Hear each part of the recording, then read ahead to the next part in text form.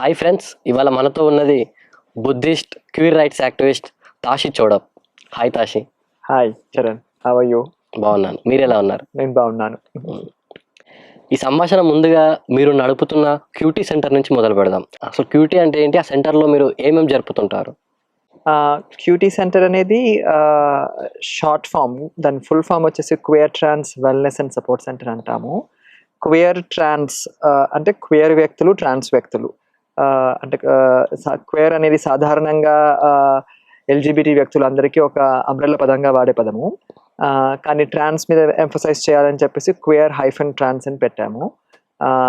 ఇక్కడ సెంటర్ ద్వారా వచ్చేసి ఎల్జిబిటీ వ్యక్తులకు, లెస్బియన్, గే, బైసెక్షువల్, ట్రాన్స్జెండర్ వ్యక్తులకు ఏవైతే కొన్ని ఎసెన్షియల్ సర్వీసెస్ ఉంటాయో, ముఖ్యంగా సమాజంలో వాళ్ళు ఎదుర్కొనే హింస, వివక్ష కారణంగా ఎటువంటి కష్టాలు, ఇబ్బందులు ఉంటాయో దానికి కావాల్సిన సపోర్టు, దాని నుంచి ఎదుర్కోవడానికి, దాని నుంచి బయటికి రావడానికి ఎటువంటి సపోర్ట్ కావాలో అటువంటి సపోర్ట్ సర్వీసెస్ అందించే ప్రయత్నం చేస్తాం.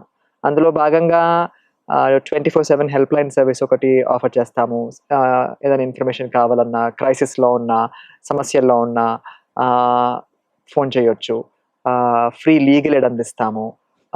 అట్లాగే ఫ్రీ మెంటల్ హెల్త్ సర్వీసెస్, మానసిక ఆరోగ్యానికి సంబంధించి 1-on-1 థెరపీ కానీ, గ్రూప్ యాక్టివిటీస్ కానీ జరుగుతాయి.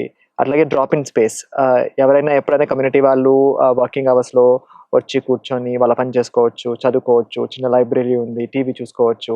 అంటే కారణం లేకుండా వచ్చి మా చోటు అనుకుని ఉండొచ్చు అనమాట. బేసికల్గా ఇళ్లలో నుంచి పారిపోయి వస్తారో, లేదా హింస నుంచి తప్పించుకొని ప్రపంచంలో అడుగు పెడతారో వాళ్ళకు కూడా టెంపరీ షెల్టర్ అందించే సపోర్ట్ కూడా అందిస్తాం అనమాట. తాషి, మనం బేసిక్ మాట్లాడుకుందాం. ఏంటంటే మామూలుగా LGBTQIA+ ఎంత అంటారు కదా, వాటికి డెఫినేషన్స్ ఏంటి? ఆ లెటర్స్కి ఉన్న అర్థం ఏమిటి? దాన్ని ఎట్లా అర్థం చేసుకోవాలి? ఆ చివరిలో ప్లస్ అనేది ఉంటుంది, ఆ ప్లస్ని మనం అందరం ఎట్లా అర్థం చేసుకోవాలి? ఒకటి, మనం LGBTQIA+ అర్థం చేసుకోవడానికంటే ముందు కూడా అర్థం చేసుకోవాల్సింది లేదా తెలుసుకోవాల్సింది జెండర్, సెక్స్, సెక్షువాలిటీ బేసిక్స్ ఏంటి అనేది అర్థం చేసుకోవాలి. సాధారణంగా దురదృష్టవశాత్తు ఈ కాన్వర్జేషన్ అంతా కూడా, దీనికి సంబంధించిన సంభాషణ అంతా కూడా ఎక్కువగా ఆంగ్లంలోనే జరుగుతుంది. తెలుగులో పదాలు తక్కువ, మాటలు తక్కువ, మాట్లాడనే ఉద్దేశం ఇంకా చాలా తక్కువ కదా. అందులో జెండర్ అంటే ఇప్పటికి కూడా తెలుగులో మనకు పదం అనేది ఉండదు. లింగం అని వాడుకుంటాము, సెక్స్. జెండర్ని జెండర్ గానే వాడుకుంటాం ప్రస్తుతానికి తెలుగు వచనంలో. రెండింటిని వేరు చేసి జెండర్ ఇది, లింగం ఇది, సెక్స్ ఇది, జెండర్ ఇది అని చెప్పడానికి. సో సెక్స్ అంటే సాధారణంగా ఒక వ్యక్తి యొక్క శారీరక లక్షణాలకు సంబంధించిన అంశం. పుట్టినప్పుడు వాళ్ళు ఏ అవయవాలతో పుట్టారు, వాళ్ళ సెక్స్ అనేది కూడా మళ్ళీ అంత సింపుల్ గా మేల్, ఫీమేల్ మనం చెప్పిన 2 కేటగిరీల్లో చెప్పడానికి కూడా వీలు లేదు. ఒక వ్యక్తి యొక్క సెక్స్ సాధారణంగా ఆ వ్యక్తి యొక్క genitals, penis, vagina, chromosomes, hormones, secondary sexual characteristics, reproductive organs, పునరుత్పత్తి అవయవాలు, ఈ అనేక శారీరక అంశాలన్నీ కలిసి ఒక వ్యక్తి యొక్క సెక్స్ నిర్ధారిస్తాయి.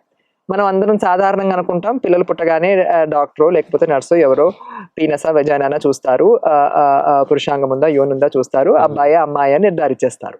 అది సెక్స్. ఆ సెక్స్ తో పాటు జెండర్ కూడా నిర్ధారిస్తారు. వీళ్ళు అబ్బాయిగా పెరుగుతారు, వీళ్ళు అమ్మాయిగా పెరుగుతారు అనే నిర్ధారణ జరుగుతుంది అక్కడ. అది ఆ పిల్లల మీద ఆపాదించబడుతుంది. దానికి అనుగుణంగా వాళ్ళు ఎదగాలి, పెద్దగా అవ్వాలి, మగవాళ్ళు అవ్వాలి, ఆడవాళ్ళు అవ్వాలి, మగవాళ్ళు ఇలా ఉండాలి, ఆడవాళ్ళు ఇలా ఉండాలి అనే ఒక ప్రక్రియలో అందరూ ఇమిడిపోతారు. బేసికల్గా ఇవిడలో సమాజం, మనం సృష్టించుకున్న సమాజం చేస్తుంది ఒక రకంగా. సో ఇందులో సెక్స్ నిజంగానే బయటికి కనిపించే పురుషాంగము యోని కళ్ళకు కనిపిస్తే క్రోమోజోమ్స్ కళ్ళకు కనిపించవు. సాధారణంగా మనం సమాజంలో ఎవరినైనా ఆడవాళ్ళకి ఏ క్రోమోజోమ్, మగవాళ్ళకి ఏ క్రోమోజోమ్ ఉంది అంటే XX, XY అని ఆటోమేటిక్ గా చెప్పేస్తారు సాధారణంగా. మీకే క్రోమోజోమ్ ఉంది అంటే నేను మగ వ్యక్తిని కాబట్టి నాకు పలానా అని చెప్పేస్తారు. కానీ నిజానికి ఎప్పుడైనా మీరు పరీక్ష చేయించుకొని చూసారా? మీకు ఖచ్చితంగా తెలుసా మీకు ఏ క్రోమోజోమ్ ఉందనేది? తెలియదు. మనం స్కూల్ సైన్స్ పుస్తకంలో చదువుకున్నాం కాబట్టి దాన్ని బట్టి నేను గెస్ చేస్తాను, నాది కూడా అదే అయి ఉంటుంది అని అనుకుంటాను. నేను పలానా బాహ్యంగా ఇలా కనిపిస్తాను కాబట్టి కదా. కానీ అసలు 8 బిలియన్ మంది జనాభాని చూసుకుంటే అందరిది శారీరక లక్షణాలు కూడా ఇట్లాగే ఉంటాయా? ఈ 2 డబ్బాల్లోనే, స్త్రీ పురుషులు అనే డబ్బాల్లోనే ఉంటాయా అంటే కాదు. చాలా మంది పిల్లలు పుట్టినప్పుడు వీరు స్త్రీ పురుషులు ఏ శరీర లక్షణాలు ఉన్నాయి అని ఖచ్చితంగా చెప్పడానికి వీలు లేనటువంటి శారీరక లక్షణాలతో పుడతారు. వాళ్ళని ఇంటర్సెక్స్ వ్యక్తులు అంటాం. అంటే పుట్టిన పిల్లలు వెజైనా పీనస్ తో పుట్టొచ్చు, బయట వెజైనా ఉండి లోపల టెస్టిస్ ఉండొచ్చు, బయట పీనస్ ఉండి లోపల యుట్రస్ ఉండొచ్చు, క్రోమోజోమ్ పేరింగ్ XXXY కాకుండా XXX ఉండొచ్చు, XYY ఉండొచ్చు, XYX ఉండొచ్చు, డిఫరెంట్ క్రోమోజోమ్ పేరింగ్ ఉండొచ్చు.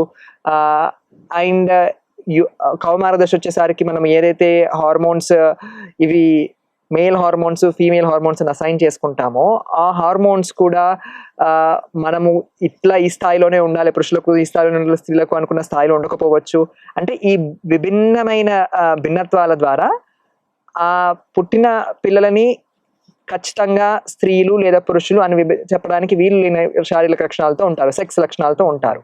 వాళ్ళని ఇంటర్సెక్స్ వ్యక్తులు అంటారు. పర్సన్స్ విత్ ఇంటర్సెక్స్ వేరియేషన్స్ అని ఆంగ్లంలో వాడతారు. ప్రపంచ ఆరోగ్య సంస్థ లెక్కల ప్రకారము ప్రపంచంలో 1.8% మంది వ్యక్తులు ఇంటర్సెక్స్ వ్యక్తులు. అంటే దగ్గరగా 20 కోట్ల మంది జనాభా, 8 బిలియన్ జనాభాలో 20 కోట్ల మంది జనాభా ఇంటర్సెక్స్ వ్యక్తులు. అంటే మనం అందరంలో నిజంగా ఎవరు ఇంటర్సెక్స్, నాది మేల్ సెక్స్ అయినా ఫీమేల్ సెక్స్ అయినా నాకు ఖచ్చితంగా తెలియదు. నిజంగా బాహ్యంగా నా శరీరం ఇలా కనిపిస్తుంది, లోపల నాకు ఎట్లా ఉన్నాయి హార్మోన్స్, క్రోమోజోమ్స్ ఎట్లా ఉన్నాయి, ఇవి నాకు తెలియదు నిజంగానే. అది నాకు పరీక్షించుకుంటే తప్ప తెలియదు. కానీ మనం అందరం ఇట్లా కనిపిస్తున్నాం కాబట్టి నేను మేలు ఫీమేల్ అని ఒక సాలిడ్ బలమైన పురుషుడు స్త్రీ అనే అస్తిత్వాల్లో పట్టుకొని మనం వేలాడుతుంటాము. కానీ అంత బలమైన అస్తిత్వాలు ఏం కాదు ఇవి ఆలోచించి చూస్తే కదా. ఇది సెక్స్ యొక్క బేసిక్స్. జెండర్ సెక్స్ ఆధారం చేసుకొని జెండర్ ఆపాదిస్తాం మనం సాధారణంగా.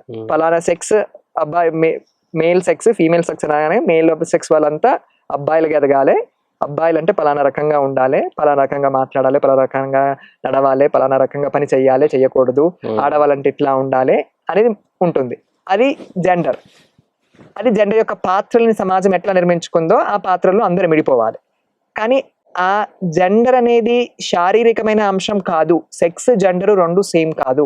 సెక్స్ శారీరకమైన అంశము, జెండర్ అస్తిత్వం అనేది శారీరకమైన అంశం కాదు అని సాధారణంగా ఎవరు గుర్తించరు. అందరూ రెండు ఒకటే అనుకుంటారు. కానీ ఉదాహరణకు తీసుకుంటే మనకు కౌమార దశ వచ్చే సమయానికి తప్ప క్రోమోజోమ్స్ చిన్నప్పటి నుంచి ఉన్నప్పటికీ, పురుషాంగము యోని ఉన్నప్పటికీ కూడా హార్మోన్స్ టెస్టాస్టిరాన్, ప్రొజెస్ట్రాన్, ఈజెస్ట్రాన్, ఎస్ట్రోజన్ ఇవన్నీ కౌమార దశ వచ్చే టైంకి వస్తాయి. దానికి ముందు ఉండవు. పిల్లల్లో ఎవరు మగపిల్ల ఆడపిల్ల అని తేడా చెప్పమంటే దాదాపుగా కౌమార దశ వచ్చే వరకు పిల్లల్లో మగపిల్లలు ఎవరు ఆడపిల్లలు ఎవరు అని చూసి వెంటనే చెప్పడం కష్టం. ఎస్పెషల్లీ ఆ బట్టల్లో జుట్టులో వీటిలలో వ్యత్యాసాలు లేకపోతే ఎవరు ఆడ ఎవరు మగపిల్లలు అని చెప్పది చాలా కష్టమైన విషయం. అంటే ఆ వయసులోపు వాళ్ళకి ఎవరికి జెండర్ ఉండదా? అంటే ప్యూబర్టీ వచ్చి కౌమార దశ వచ్చి సెకండరీ సెక్షువల్ క్యారెక్టరిస్టిక్ మొదలయ్యే వరకు కూడా జెండర్ ఉండదా అంటే జెండర్ ఉంటుంది అందరికి. అట్లా అని మనకున్న ఏదైతే మేల్ హార్మోన్ ఫీమేల్ హార్మోన్ ఉంటుందో కౌమార దశ వచ్చినప్పుడు వచ్చిన హార్మోన్స్ జీవితాంతం ఒకే స్థాయిలో ఉండవు.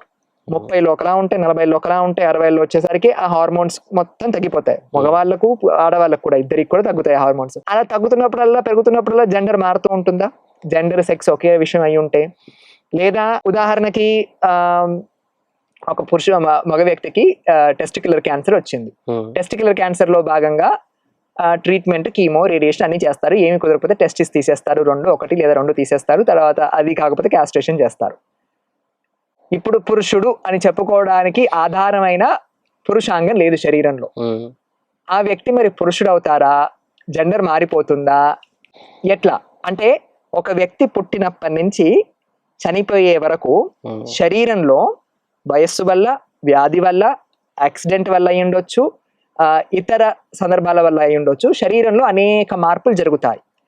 మార్పులు జరిగినప్పుడల్లా శారీరకంలో ఉన్న సెక్స్ క్యారెక్టరిస్టిక్స్ కూడా మారుతాయి. క్రోమోజోమ్స్ అయి ఉండొచ్చు, హార్మోన్స్ అయి ఉండొచ్చు, మార్పులకు గురవుతాయి. అవి మార్పులకు గురై మారుతున్నప్పుడల్లా జెండర్ మారుతూ ఉంటుందా అనేది మనం ప్రశ్నించుకోవాలి. జెండర్ సెక్స్ నిజంగా రెండు సేమే అయి ఉంటే మరి జెండర్ మొత్తం శరీరానికి ముడిపడి ఉంటే శరీరం మారుతున్నప్పుడల్లా జెండర్ మారుతూ ఉండాలి కదా. ప్రతి వ్యక్తికి జీవితకాలంలో ఒక 5-10 జెండర్లు ఉండాలి కదా, ఒకటి కాదు కదా ఉండాల్సింది.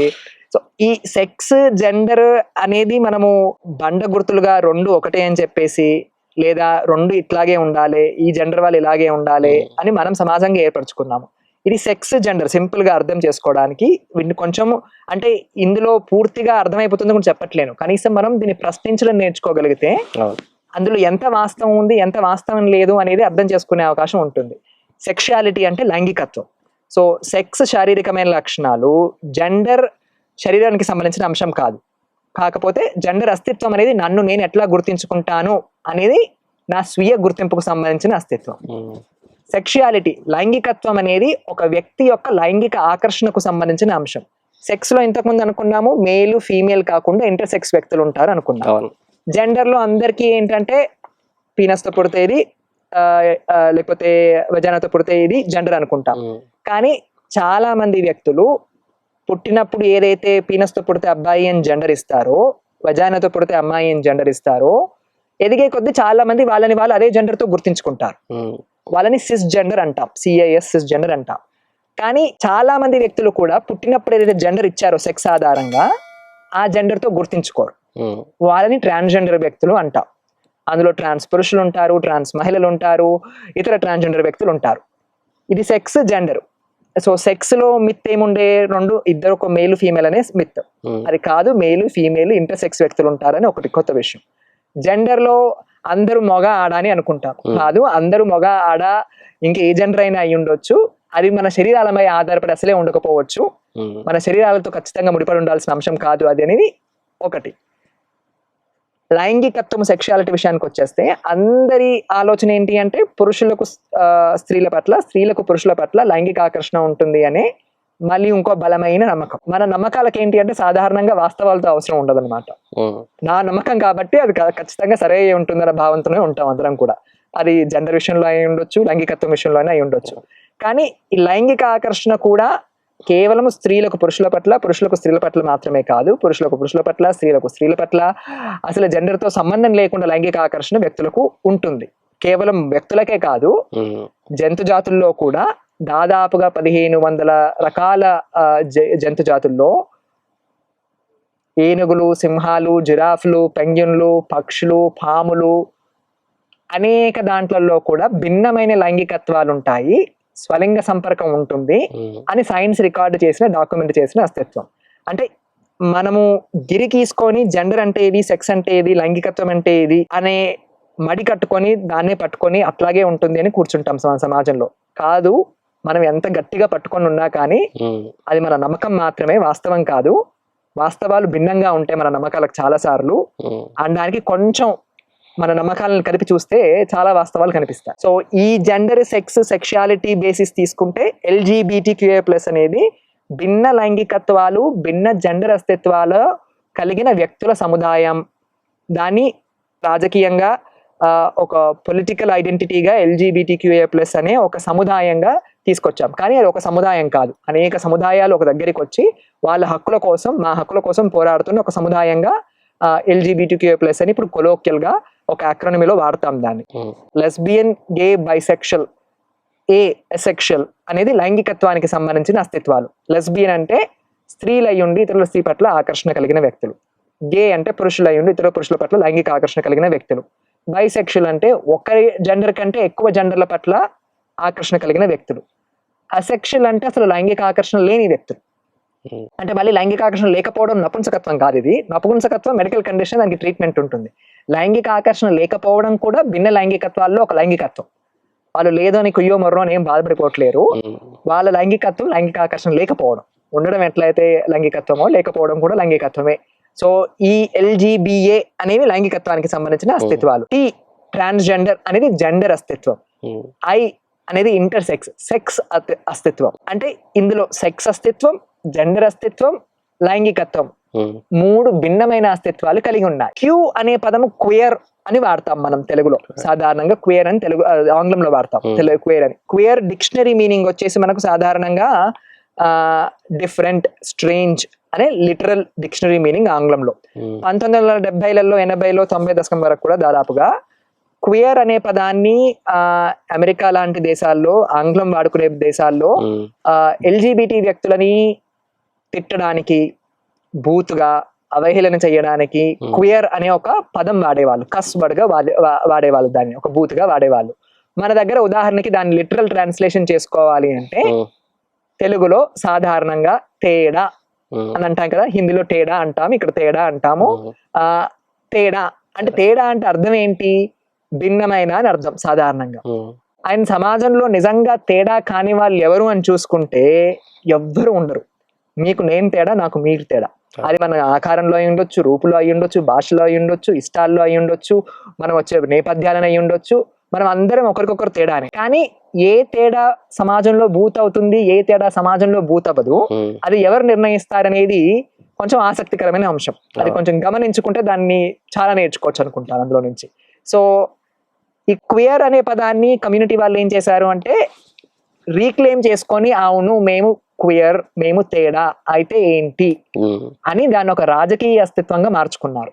క్వియర్ అనేది ఉమ్, తెలుగులో కూడా బహుశా ఏదో ఒక సమయంలో తేడా అనేది రాజకీయ అస్తిత్వం అవ్వాలనుకుంటున్నాను నేను. ఎందుకంటే ఈ తేడా అనేది బూతుగా వాడినా కానీ నిజంగా ఆలోచించి చూస్తే తేడా కాని వాళ్ళు ఎవరు కదా. సో క్వియర్ అంటే ఎల్జీబీటీ సముదాయాన్ని మొత్తానికి ఒక రాజకీయ అస్తిత్వం. అది ప్లస్ చివరిలో ఎందుకుంది అంటే, మేము ఎంత భిన్నత్వమైన లైంగికత్వాలు, జెండర్ అస్తిత్వాలు, సెక్స్ అస్తిత్వాలతో ముందుకొచ్చినా కానీ ఇంత పెద్ద ప్రకృతిలో, ఇంత పెద్ద సమాజంలో, ప్రపంచంలో భిన్నత్వం అనేది ఎప్పుడు ఏదో ఒక రూపంలో ఇంకా ఉంటూనే ఉంటుంది, వస్తూనే ఉంటుంది. మనం గుర్తిస్తూనే ఉండాలి, నేర్చుకుంటూనే ఉండాలి. ఉమ్, ఆ భిన్నత్వానికి ఎప్పుడు చోటు ఉండాలి. నాకు తెలిసిందే వాస్తవం, నా అనుభవమే వాస్తవం అని గిరికీసుకొని ఉండకూడదు. కాబట్టి ఆ ప్లస్ అనేది ఇంకా భిన్నత్వాలు ఉండొచ్చు, వాటికి చోటు ఉండాలి, ఎక్కడైనా ఎప్పుడైనా వాటికి కూడా చోటు ఉండాలి ఉమ్, అనే దానికి ఆ ప్లస్ అనే పదం వాడతాం అనమాట. ఎందుకంటే ఇక్కడతో ఇదేమి ఇక్కడ గిరిగీసుకొని మళ్ళీ మేము ఎల్జీబీటీక్యూఐఏ ఇంతే, మళ్ళీ ఇంతకంటే వేరే వాళ్ళు ఎవరు ఉండకూడదు అనుకోవడానికి ఆ దారిలో మేము కూడా వెళ్ళకూడదు ఉమ్, అన్న దానికి ప్లస్ అనేది యాడ్ చేస్తాం అనమాట. ఇక్కడ లెస్బియన్, గే, బైసెక్షువల్ వ్యక్తుల్లో వాళ్ళు ట్రాన్స్ వ్యక్తులు అయి ఉండొచ్చు, ట్రాన్స్ వ్యక్తులు కాని వాళ్ళు అయి ఉండొచ్చు. సో లైంగికత్వము, జెండర్ ఏ కాంబినేషన్ లో అయినా అయి ఉండొచ్చు. ఉమ్, ఉమ్. ఇప్పుడు ఎలాగో బూతుల గురించి వచ్చింది కాబట్టి నా ప్రశ్న ఏంటంటే, ఇప్పుడు ఎల్జీబీటీక్యూ వాళ్ళని ఎక్కువగా మనకు వినిపిస్తూ ఉంటాయి, ఎక్కువగా తిట్టే బూతులు ఏంటి, దాని వెనక ఉండే అర్థాలు ఏంటి, అది రాజకీయంగా దాన్ని ఎట్లా చూస్తారు మన అంటే కేవలం ఎల్జీబీటీక్యూఐ ప్లస్ వాళ్ళనే కాదు, లెస్బియన్, గే, బైసెక్షువల్, ట్రాన్స్జెండర్ వ్యక్తులని మాత్రమే కాదు, సాధారణంగా మన సమాజంలో సిస్జెండర్ పురుషులని కానీ, లెస్బియన్, గే, బైసెక్షువల్, ట్రాన్స్జెండర్ వ్యక్తులు అయి ఉండొచ్చు, సిస్జెండర్ మహిళలను అయి ఉండొచ్చు, తిట్టే బూతులన్నీ కూడా ఒక పర్టిక్యులర్ లాంగ్వేజ్, పర్టిక్యులర్ కానటేషన్ లోనే నడుస్తాయి. ఆ బూతులన్నీ కూడా సాధారణంగా సెక్సిజము, పితృస్వామ్యము దృక్పథంతో లేదా కుల అధికార దృక్పథంతో ఉండే బూతులు ఇవన్నీ.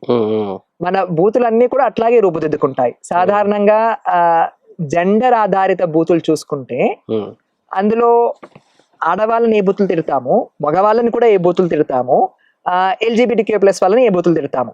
అంటే సమాజంలో పురుషుడు అనే స్థాయి కంటే, అగ్రకులంలో ఉన్న పురుషుడు అన్న స్థాయి కంటే తక్కువ స్థాయిలో ఉన్న వాళ్ళు ఎవరినైనా కానీ అలానా రూపులో బూతులు చేసుకొని తిడతాం అనమాట. మనం ఆ బూతులు మన సినిమాల్లో చూస్తాము, మన రోజువారీ జీవితంలో చూస్తాము. తెలుగులో లా దగ్గర నుంచి, లకారం దగ్గర నుంచి మొదలు పెట్టుకొని చివరి వరకు తిట్టే బూతులు, పురుషుడిని తిట్టినా కానీ అవి స్త్రీని సంబోధించే ఉంటాయి బూతులు. ఒకవేళ స్త్రీని తిట్టాలనుకున్నా కానీ ఆ స్త్రీ పురుషుడు కాదు అన్న దూరంతోనే ఉంటాయి ఆ బూతులు. ఎల్జీబీటీక్యూ వ్యక్తులను తిట్టాలి అనుకుంటే వీళ్ళు పురుషులు కాదు, స్త్రీలు కాదు, వీళ్ళేంటో మాకు తెలియదు అన్న దూరంలో బూతులు ఉంటాయి. ఈ బూతులు అనేది సాధారణంగా నా ఉద్దేశంలో భయం నుంచి పుట్టుకొచ్చే అంశం. చాలా సార్లు ఒక వ్యక్తి ఇంకో వ్యక్తిని అంత ఈ రూపంలో ఎందుకు తిడుతున్నాడు అంటే, వీళ్ళు నాకంటే భిన్నమైన వాళ్ళు, నాకు తెలియదు, వీళ్ళు ఎవరో నాకు తెలియదు, అండ్ వీళ్ళని అణిచివేసి ఉంచినంత కాలమే నా అధికారం నా దగ్గర ఉంటుంది. ఆ అధికారం నా దగ్గర ఉండాలి, అధికారాన్ని నేను కంటిన్యూస్ గా ఎప్పుడు కోల్పోకుండా ఉండాలి అనుకుంటే వాళ్ళ స్థాయిని నేను చూపించాలి కంటిన్యూస్ గా. వాళ్ళు నాకంటే తక్కువని చూపించాలి. వాళ్ళు నాకంటే తక్కువని చూపించాలి అంటే నేను ఖచ్చితంగా ఎప్పుడు ఒక రకమైన భాష వాడుతూ ఉండాలి. అది బూతులు ఆ భాషలో భాగం. సో ఒక రకంగా ఒక అధికారాన్ని స్థిరత్వం ఇవ్వడానికి, ఆ అధికారాన్ని అక్కడే పెట్టి ఉంచడానికి బూతులు చాలా పనికొస్తాయి అన్నమాట. ఎందుకంటే అది నీ తిట్టేవాడి సెల్ఫ్ ఎస్టీమ్ ని పెంచుతుంది, తిట్లు తినే వాళ్ళ సెల్ఫ్ ఎస్టీమ్ ని తగ్గించే ప్రయత్నం చేస్తుంది. అది ఒక దాడి లాంటిది కదా. బూతులు తిట్టడం అనేది రోజు మనం ఏదో కొలిక్యువల్ గా భాషలో భాగం అయిపోయినా కానీ అది ఆల్మోస్ట్ వ్యక్తుల మీద, సముదాయం మీద, వ్యక్తుల యొక్క మానసిక అస్తిత్వం మీద నిరంతరం చేసే దాడి. నువ్వు ఇది ఆ దాడి ఎందుకు అవసరం అంటే ఆ నిరంతరం అధికారం ఉన్న వాళ్ళు, అధికారం లేని వాళ్ళు అనే ఇద్దరి మధ్య, ఈ సముదాయాల మధ్య జరిగే సంఘర్షణలో భాగం ఆ దాడి. ఆ దాడిలో బూతులు అనేవి కూడా ఒక ఆయుధమే, దాన్ని కూడా అట్లాగే వాడుకుంటారేమో. సో అట్లా కానీ పాపం వాళ్ళ అధికారంలో ఉన్న వాళ్ళు అనుకొని ఉండరు కదా, ఈ బూతులను కూడా వాళ్ళు తీసేసుకొని మావే అంటారని. సో అలా అన్న సముదాయాలు బోల్డ్ అని ఉంటాయి. క్వేర్ సముదాయం కూడా ఒకటి అందులో. ఎక్కువగా బూతులు ఏమంటాం, చిన్న చూపు చూడబడ్డ జాతులు కానీ, కులాల కానీ, వాళ్ళ ఆ కమ్యూనిటీకి సంబంధించిన పదాలు ఎక్కువగా ఉంటాయి బూతుల్లో. ఆ బూతులు సో పలానా వాళ్ళు మనకంటే తక్కువ అని ఒకసారి నిర్ధారణ చేసుకున్న తర్వాత, పలానా వాళ్ళు మనకంటే అధికారంలో కానీ, సామర్థ్యంలో కానీ, లేకపోతే పుట్టుకలో కానీ, వీటన్నిటిలో మనకంటే తక్కువ నిర్ధారణ చేసుకున్న తర్వాత ఆ వ్యక్తులని చేసే పని అయి ఉండొచ్చు, వేషధారణ అయి ఉండొచ్చు, వాళ్ళ సంస్కృతి సాంప్రదాయం అయి ఉండొచ్చు, వాళ్ళ భాష అయి ఉండొచ్చు, వాళ్ళ ఏ నేపథ్యమైనా అయి ఉండొచ్చు, అవన్నీ కూడా బూతులకు మాధ్యమంగా మారతాయి. అవన్నీ ఒక బూతుగానే కనిపిస్తాయి. వాటన్నిటిని బూతుగానే చూస్తాడు అధికారంలో ఉన్న వ్యక్తి. అది కులాధికారం అయి ఉండొచ్చు, జెండర్ అధికారం అయి ఉండొచ్చు. ఆ అధికారం లేని వ్యక్తులు చేసే అన్ని బూతుగానే కనిపిస్తాయి. ఎందుకంటే అవన్నీ బూతుగా ఉన్నప్పుడే నీ అధికారం బలంగా కనిపిస్తుంది కాబట్టి అవన్నీ బూతుగానే పోర్ట్రే చేస్తాము, బూతుగానే చూపిస్తాం. అవి ఇవాళ కనిపించే సినిమాలు అయి ఉండొచ్చు, మెయిన్ స్ట్రీమ్ కల్చర్ అయి ఉండొచ్చు, ఏదైనా అయి ఉండొచ్చు. ఇవాళ సినిమాలు చూసుకుంటే అది తెలుగు అయి ఉండొచ్చు, బాలీవుడ్ అయి ఉండొచ్చు, ఏ సినిమాలు అయి ఉండొచ్చు, ఆ బూతు అనేది ఎంత చక్కగా పనిచేస్తుంది అంటే కాసులు రాలుస్తుంది సినిమాలలో. ఆ డబ్బులు వస్తాయంటే అందులోనే మంచిగా మాట్లాడి ప్రేమగా మాట్లాడుకునే సినిమాలలో అని డబ్బులు రావు, అని సొమ్ములు రావు. బూతులు ఎక్కడ ఎక్కువ వాడారు, హింస ఎక్కడ ఎక్కువ వాడారు, అది మానసికమైన హింస అయి ఉండొచ్చు బూతుల రూపంలో, లేదా శారీరకమైన హింస అయి ఉండొచ్చు. అండ్ ఈ అధికారాన్ని, ఒక అధికారాన్ని బలపరుస్తూ ఇంకొకరిని తక్కువ చేస్తూ చూపించే నేపథ్యం ఏదైతే ఉంటుందో అది చాలా అపీలింగ్ గా ఉంటుంది సమాజానికి. ఎందుకంటే సమాజం కాన్స్టెంట్ గా అధికారం పట్టుకోవాలనుకుంటుంది కదా. సో అది చాలా మంచి, ఇట్లానే ఉండాలి, అదొక ఆస్పిరేషనల్ గా తయారవుతుందేమో బహుశా.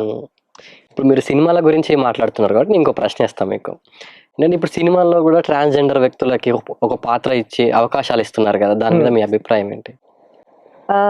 ఈ మధ్య తెలుగులో కూడా 2-3 సినిమాలు వచ్చినట్టున్నాయి. పేర్లు నాకు తెలిసిన స్నేహితులు కొంతమంది సినిమాల్లో యాక్ట్ చేస్తున్నారు ట్రాన్స్ వ్యక్తులు. వాళ్ళకు నటనంత ఆసక్తి ఉంది, ఆ రంగంలో రాణించాలని ఉండి చేస్తున్న వాళ్ళు కూడా ఉన్నారు. ఇక్కడ అంటే సినిమా వాళ్ళు సరే ట్రాన్స్ వ్యక్తులని ఒక సబ్జెక్ట్ పాత్రగా తీసుకొని వాళ్ళ కథల్లో సడన్ గా అంటే ట్రాన్స్ వ్యక్తులు ఒక రకంగా, లేదా భిన్న జెండర్ అస్తిత్వం ఉన్న వ్యక్తులు, భిన్న జెండర్ ఎక్స్ప్రెషన్ ఉన్న వ్యక్తులు తెలుగు సినిమాల్లో, ఇతర సినిమాల్లో చాలా కాలం నుంచి భాగమై ఉన్నారు. ఇప్పుడు కొత్త అని కూడా నేను అనట్లేను, కానీ ఆ చాలా కాలం నుంచి భాగమయ్యింది కూడా హాస్యం, వ్యంగ్యం, అవహేళన ఈ రూపాల్లో మాత్రమే ఎక్కువగా. ఇప్పుడు కొత్తగా బాలీవుడ్ లో కొంచెం మేము ప్రోగ్రెసివ్ గా సినిమాలు తీస్తాము, లేదా తెలుగులో మేము కొత్త సబ్జెక్టులు దొరకట్లేదు అన్న దృక్పథంతో పట్టుకునే సబ్జెక్ట్స్ ఇవన్నీ. నిజంగా ఎంత పరిశోధన చేస్తున్నారు, ఎంత తెలుసుకునే ప్రయత్నం చేస్తున్నారు అంటే, ఇది మాకు కేవలం మా కథలో మాకు చెప్పడానికి ఏదో కథ కావాలి, ఆ కథలో మీ పాత్రలు ఉంటే మా కథ ఇంకా భిన్నంగా ఉంటుంది కాబట్టి అది మేమేదో కొత్త సినిమా తీసిన ఫీలింగ్ మాకు వస్తుంది కాబట్టి అని తీస్తున్నామా, లేదా మీ గురించి నిజంగా మేము తెలుసుకోవాలనుకుంటున్నాము, సమాజానికి కూడా తెలియజేయాలనుకుంటున్నాము, మేము ఇప్పటి వరకు ఏదైతే మా సినిమా ఇండస్ట్రీలోనే, పరిశ్రమలోనే మీ మీద ఎటువంటి పాత్రలతో అయితే తీసామో అవి మేము సిగ్గుపడాల్సిన విషయం అని గుర్తించి ఆ ధోరణి మార్చుకునే దృష్టిలో ముందుకు వెళ్తే అది వేరుగా ఉండేదేమో. కానీ అది ఆ ధోరణిలో ఉండదు కదా. ఒకవైపు ఇటు మేము ఏవో సినిమాలు తీసేస్తున్నామని తీసేవాళ్ళు తీసేస్తుంటారు, అటు సినిమా టీవీలలో రియాలిటీ షోలు, ట్రాన్స్ వ్యక్తులని, ట్రాన్స్ క్యారెక్టర్లని వాడుకునే రియాలిటీ షోలు, హాస్యము, వ్యంగ్యము, నవ్వులాట నడుస్తూనే ఉంటుంది. అండ్ యూట్యూబ్లలో ఇప్పుడు వచ్చిన ఆన్లైన్ మాధ్యమాలలో కూడా ప్రాంకులు, జోకులు.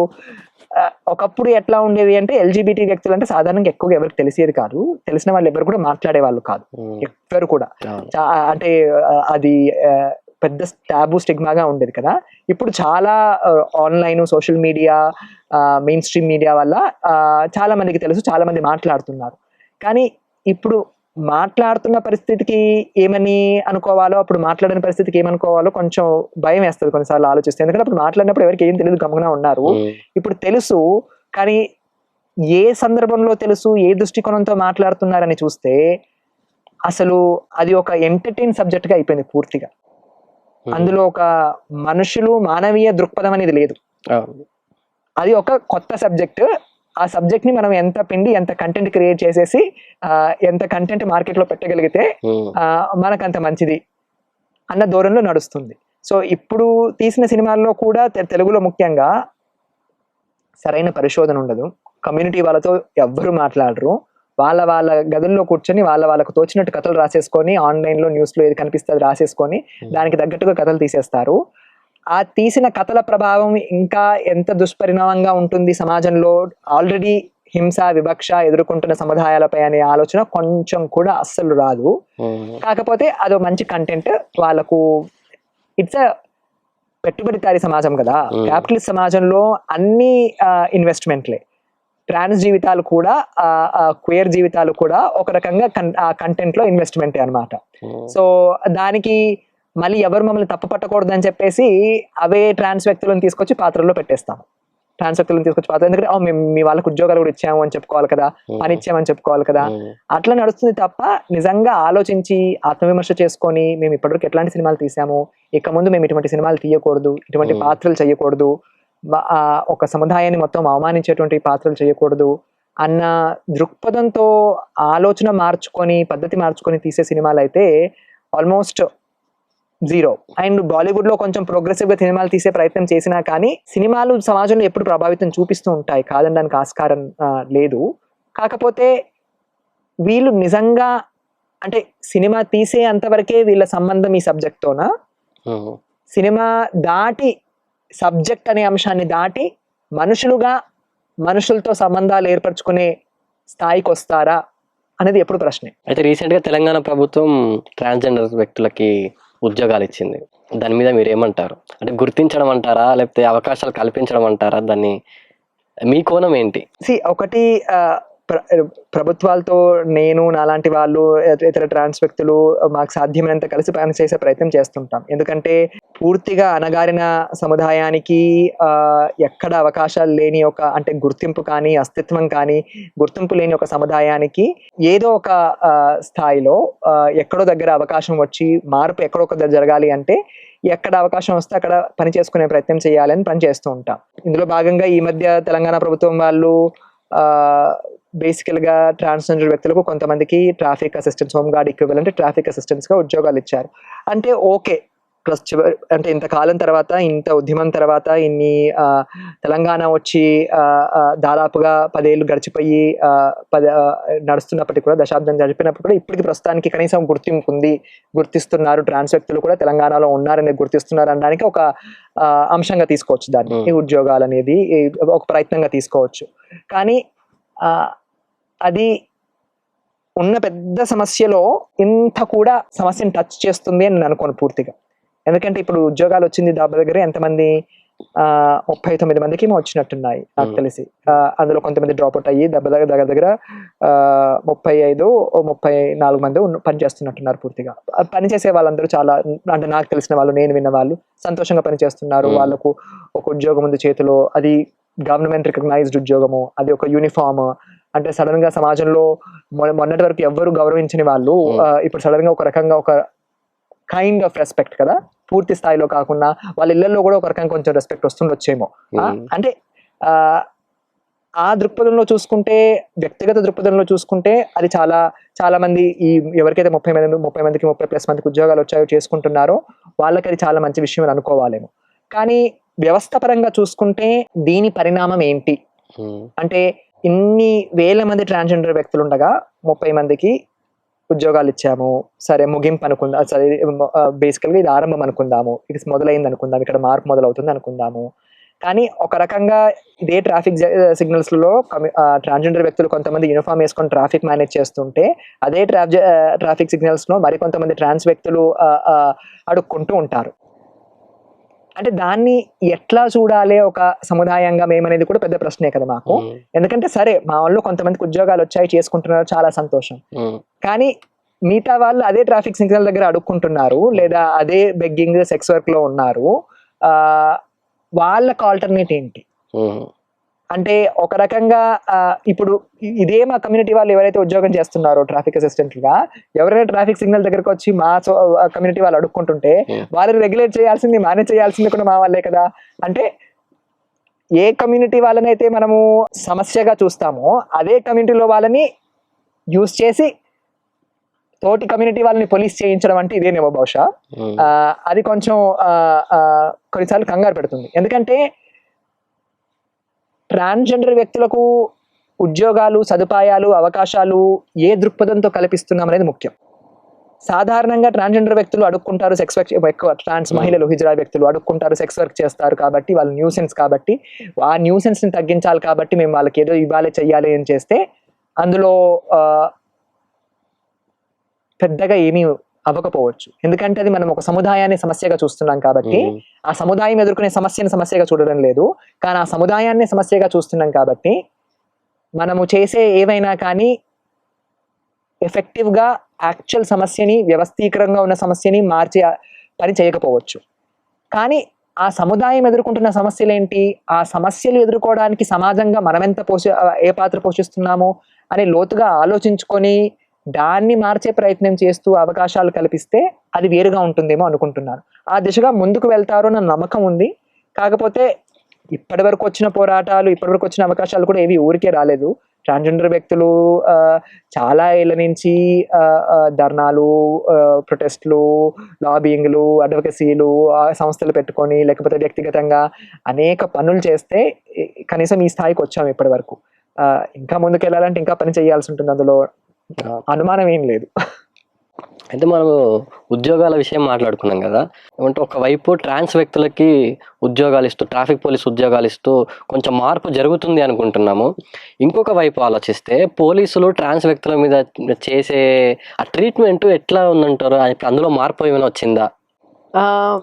ఒక 4 ఏళ్ల క్రితం తీసుకుంటే ఉన్న కండిషన్ కంటే మీసమెత్తు పర్లేదు అనుకోవచ్చు. అది అంటే మన దగ్గర ఆల్రెడీ టెరబుల్ స్టాండర్డ్స్ కదా, చాలా చాలా తక్కువ స్టాండర్డ్స్ మనకు. అంటే పోలీసులు ఎట్లా ప్రవర్తించాలి, ఇతరుల వ్యక్తుల పట్ల ఎవరు ఎట్లా ప్రవర్తించాలని చాలా తక్కువ స్టాండర్డ్స్ ఉన్నాయి మనకు. ఆ తక్కువ స్టాండర్డ్స్ లో ఇంత మార్పు కనిపించినా కానీ అయ్యో ఎంత మార్పు వచ్చేసిందో అని అనేసుకోవాలి అందరము. అది సాధారణం. ఒకప్పుడు ట్రాన్స్జెండర్ వ్యక్తులు కనిపిస్తే, ఎక్కువ ట్రాన్స్ మహిళలు ముఖ్యంగా కనిపిస్తే, హిజ్రా వ్యక్తులు సెక్స్ వర్క్ చేసుకునే దగ్గర కానీ, బెగ్గింగ్ దగ్గర కానీ కనిపిస్తే అండ్ పోలీసులు ఎప్పుడైనా అరెస్ట్ చేస్తే వెంటనే బట్టలు ఇప్పడము, మీరు ఆడన మగనాన్ని చెక్ చేయడము, బూతులు తిట్టడము, సెక్షువల్ హెరాస్మెంట్, సెక్షువల్ అసాల్ట్, ఇవి ర్యాంపెంట్ గా చాలా ఎక్కువగా జరిగేవి. ఇప్పుడు జరగట్లేదని నేను చెప్పట్లేను, అవి తగ్గాయి అంతే. అవి కాస్త తగ్గాయి. ఒకవేళ అయినా కూడా మాలాంటి వాళ్ళు ఎవరైనా వెళ్ళి కాస్త బలంగా మాట్లాడడానికి ఒక ట్రాన్స్జెండర్ వ్యక్తుల హక్కుల పరిరక్షణ చట్టం 2019 అనే చట్టము, 2014లో సుప్రీంకోర్టు వాళ్ళు ఇచ్చిన తీర్పు, ఇవన్నీ కొంచెం సహాయపడతాయి. కాబట్టి కొంచెం పోలీసులతో ఎంగేజ్ అవ్వడానికి, మాట్లాడడానికి, ప్రశ్నించడానికి ఆ వాతావరణం మారింది. కానీ పోలీసు వ్యక్తులకు, పోలీస్ వ్యవస్థకు ట్రాన్స్జెండర్ వ్యక్తుల పట్ల ఉండే దృక్పథం పెద్దగా మారిందే అంటే ఏమీ మారలేదు పెద్దగా. ఎందుకంటే ఇది అగైన్ ఏ ఒక్క పోలీస్ ఆఫీసర్ తో సమస్య కాదు కదా. పోలీస్ ఆఫీసర్లు అందరూ కూడా సమాజం నుంచి వస్తారు. ఆ సమాజంలో ఏవైతే ట్రాన్స్జెండర్ వ్యక్తుల పట్ల దృక్పథాలు ఉంటాయో అవే దృక్పథాలతో వాళ్ళు కూడా డిపార్ట్మెంట్ లో జాయిన్ అవుతారు. అదే దృక్పథాలను ఆధారం చేసుకొని వాళ్ళు పనిచేస్తారు.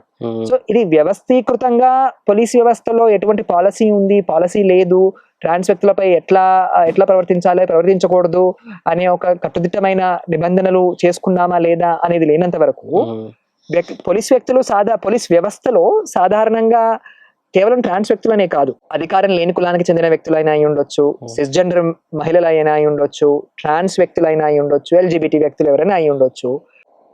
పోలీసు వ్యవస్థతో ఎంగేజ్ అవ్వాలి అంటే చాలా సతమత పడాల్సిందే. ఎందుకంటే పోలీసు వ్యవస్థలో కులం, జెండర్ ఇవన్నీ కూడా పాత్ర పోషిస్తాయి. ఎందుకంటే ఎవ్వరు కూడా పోలీస్ వ్యక్తులకు రూల్స్ ఎట్లా చేయాలి, ఎవరిని ఎట్లా భయపెట్టాలి, ఎవరి మీద ఎట్లా అరవాలి, కొద్ది గొప్ప చట్టం ఎట్లా ఉంది అనే ట్రైనింగ్ ఇచ్చారు తప్ప మనలో ఉన్న బయసెస్, పక్షపాతాలు ఏంటి, మనలో ఉన్న కుల పక్షపాతం, జెండర్ పక్షపాతం, వీటిని ఎట్లా గుర్తించాలి, వీటికి లోబడి ఉండకుండా మన పని ఎట్లా మనం చెయ్యాలి, రాజ్యాంగాన్ని ఆధారం చేసుకొని మనం ఎట్లా పని చెయ్యాలి, సంస్కృతి, సాంప్రదాయం, మతము, ఈ పరమైన అభిప్రాయాలు, నమ్మకాలని పక్కకు పెట్టి రాజ్యాంగ దృక్పథంతో మాత్రమే మనం ఎట్లా పని చెయ్యాలి అనే ఉద్దేశంతో పోలీసులకు ఎవరు ట్రైనింగ్ ఇవ్వరు కదా. అదేమి ఇవ్వకుండా, ట్రైనింగ్ ఇవ్వకుండా, నేర్చుకోకుండా వచ్చే విషయం కాదు కదా. నేనైనా ఎవరైనా యాక్టివిస్టులుగా పనిచేసే మాకైనా కానీ రాజ్యాంగం ఏంటి, చట్టం ఏంటి, నైతిక విలువలు ఏంటి, వీటన్నిటినీ చదువుతూ ఉంటే, మాట్లాడుతుంటే, చర్చ చేస్తూ ఉంటే నేర్చుకున్న అంశాలు. ఇవన్నీ ఆటోమేటిక్ గా నాకు వచ్చిన విషయాలు కాదు, తెలిసిన విషయాలు కాదు, ఇంకా తెలుసుకుంటున్న విషయాలు. కానీ అట్లా పోలీస్ వ్యవస్థలో, పోలీస్ అధికారులకు, పోలీస్ వ్యవస్థలో పనిచేసే వ్యక్తులకు ఎట్లా ఆలోచించాలి, వ్యవస్థీకృతంగా ఎట్లా ఆలోచించాలి, మనము హింసలో వివక్షలో భాగం కాకుండా, వివక్షలో హింసలో భాగం కాకుండా మనం ఎట్లా పని చేయాలి అనేది పోలీస్ వాళ్ళకి ఎవరు ట్రైనింగ్ ఇవ్వరు. మొత్తం పోలీస్ వ్యవస్థ ఒక సమాజానికి రిఫ్లెక్షన్ గా అనిపిస్తుంది నాకు చాలా సార్లు.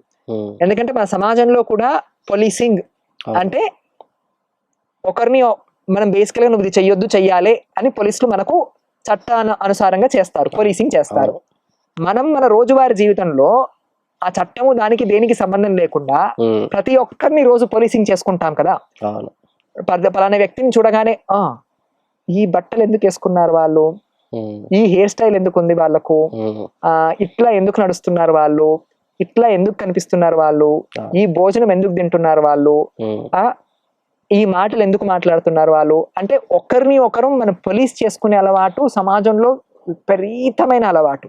అండ్ అది సోషల్లీ అప్రూవ్డ్ పోలీసింగ్.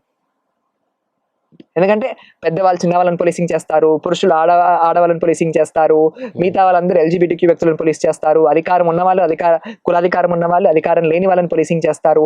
ఈ కంటిన్యూస్ పోలీసింగ్ అనేది మన సైకీలో చాలా బలంగా ఉండిపోయిన ఒక అలవాటు.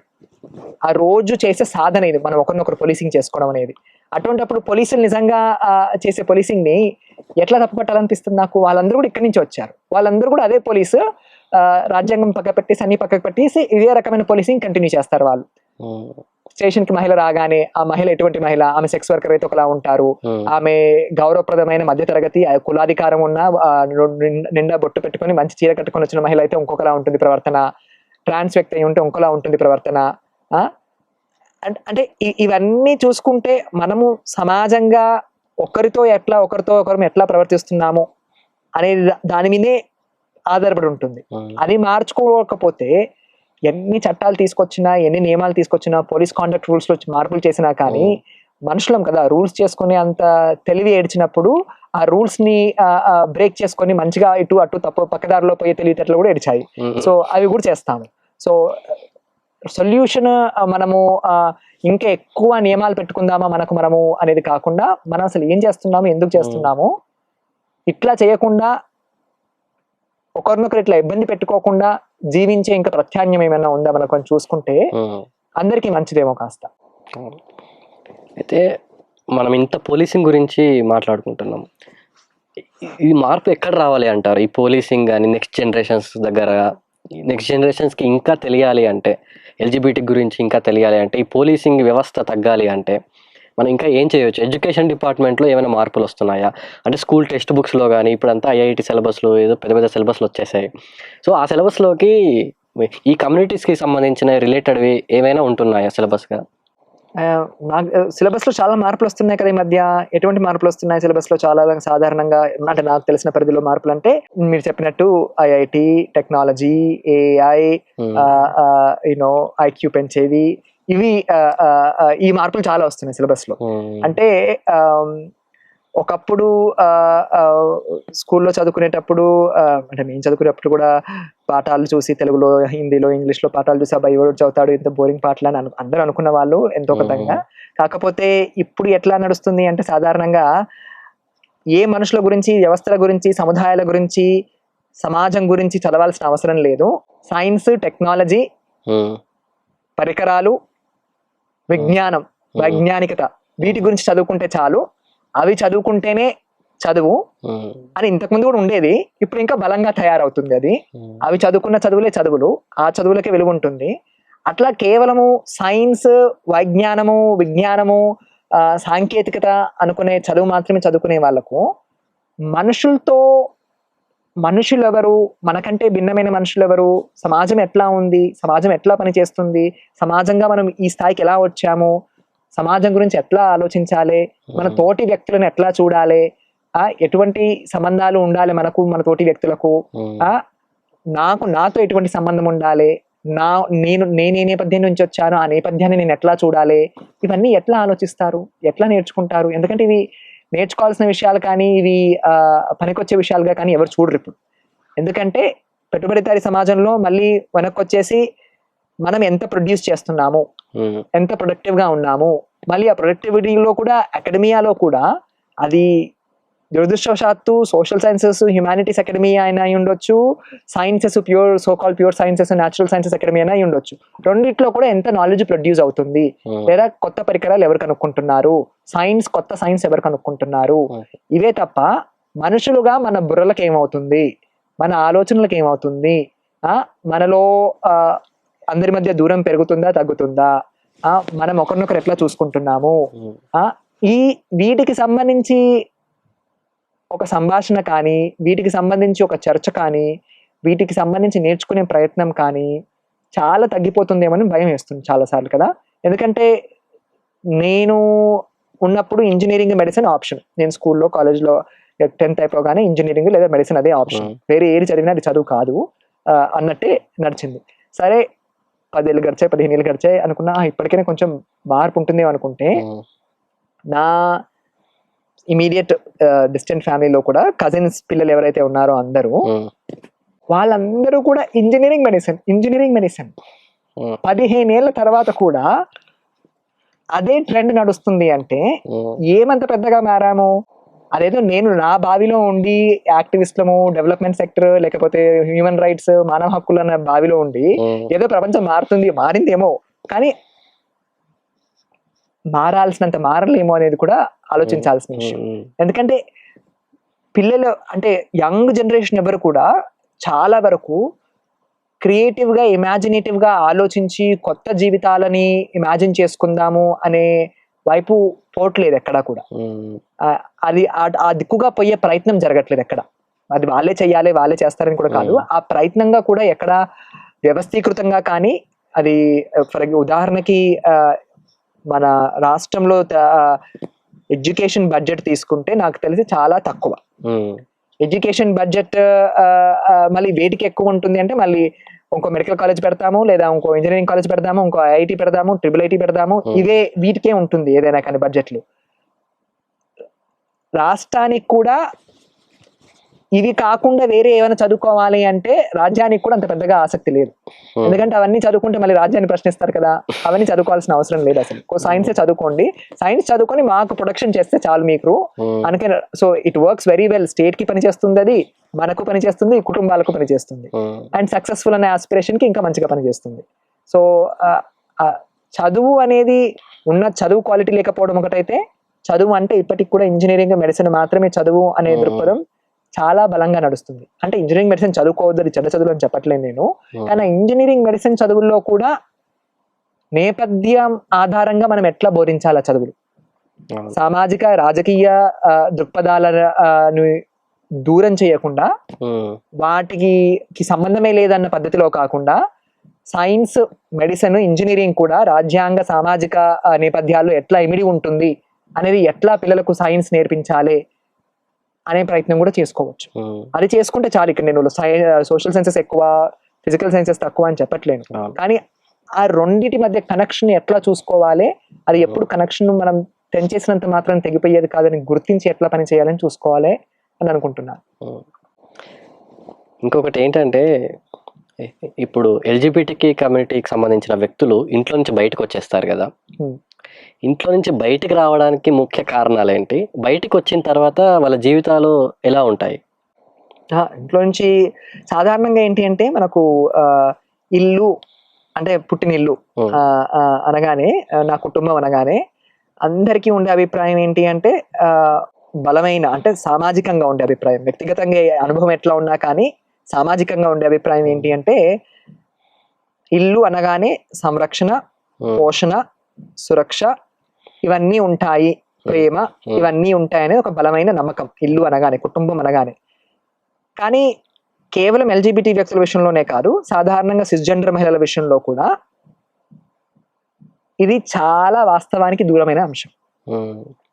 కుటుంబం అనగానే అనేక సార్లు మొదట గుర్తొచ్చేది హింస, వివక్ష, చిన్న చూపు, ఇవే గుర్తొస్తాయి. అందులో ఎల్జిబిటీ వ్యక్తుల అనుభవం కూడా చాలా వరకు ఇది అనుభవం.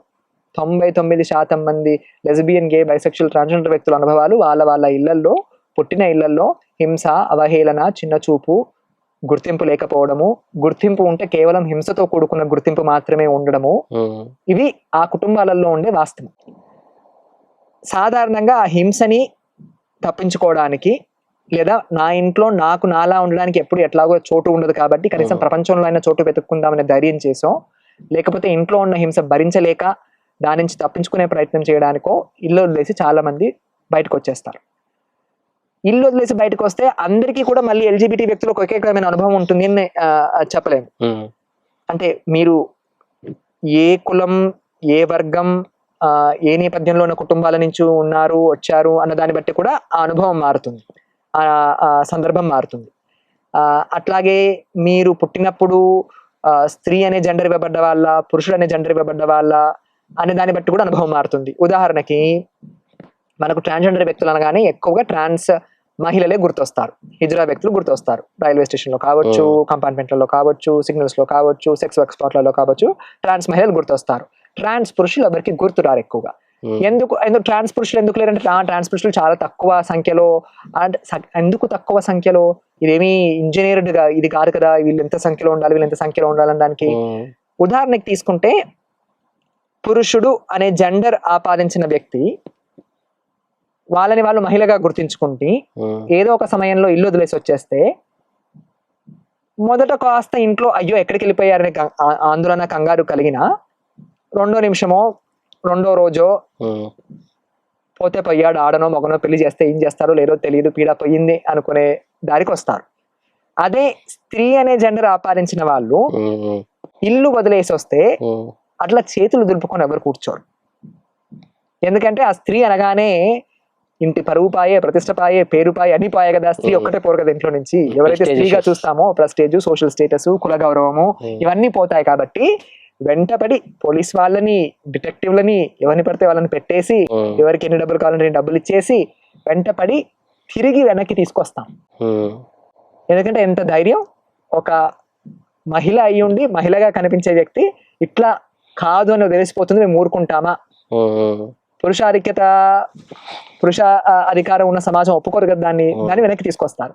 వెంటనే పెళ్లి చేస్తారు. పెళ్లి చేసిన వెంటనే మెరైటల్ రేపు వెంటనే పిల్లలు అవగానే తల్లి.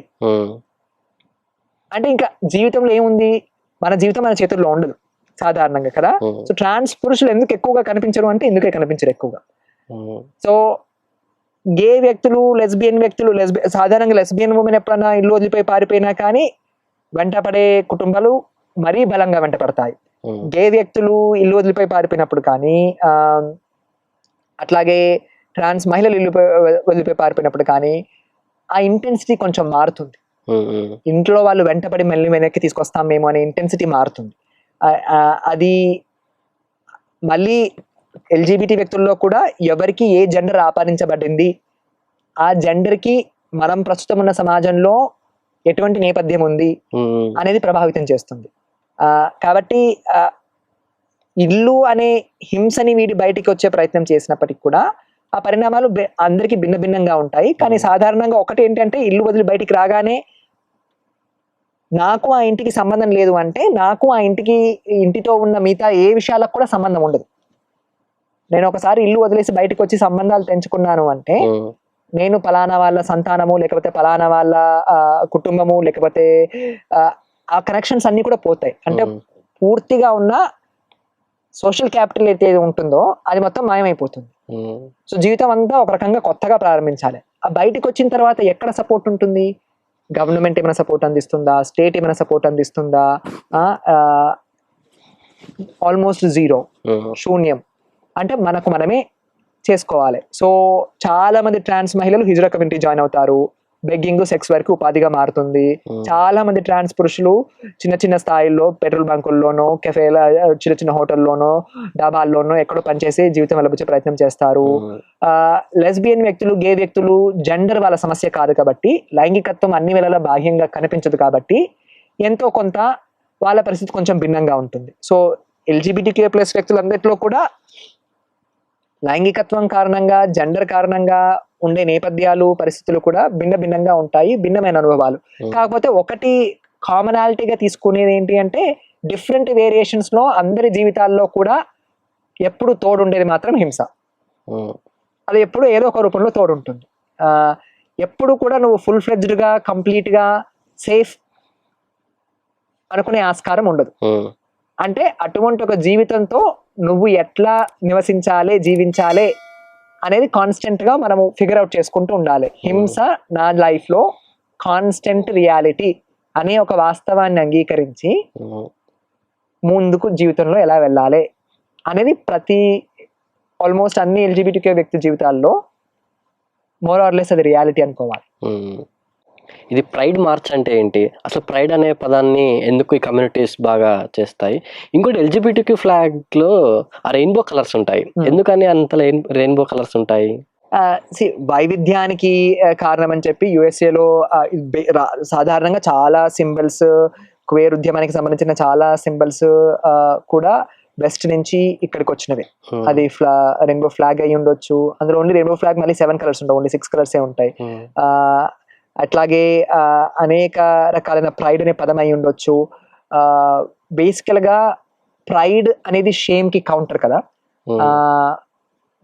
వెస్ట్ లో చాలా కాలం కూడా, ఇప్పుడేదో పెద్ద అందరూ గొప్ప అని చెప్పుకోవచ్చేమో, కానీ అక్కడ వాళ్ళు కూడా LGBTQ వ్యక్తులని, అక్కడున్న పోలీస్ వాళ్ళు, అక్కడున్న స్టేట్, అక్కడున్న గవర్నమెంట్, అక్కడున్న సమాజం కూడా అనుక్షణం హింసకు గురి చేసిన సమాజాలు అవి కూడా.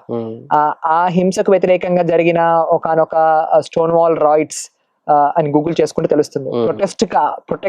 ప్రొటెస్ట్ ఒక ఉద్యమంగా, ఒక ప్రొటెస్ట్ గా ఈ ప్రైడ్ అనేది మొదలైంది US లో, వెస్ట్ లో. అది నెమ్మదిగా స్ప్రెడ్ అవుతూ ప్రపంచ వ్యాప్తంగా కూడా ప్రతి సిటీలో, ఒక మేజర్ మెట్రోపాలిటన్ టౌన్స్ లో సాధారణంగా, ఇప్పుడు చిన్న చిన్న టౌన్స్ లో కూడా చేసుకుంటున్నారు.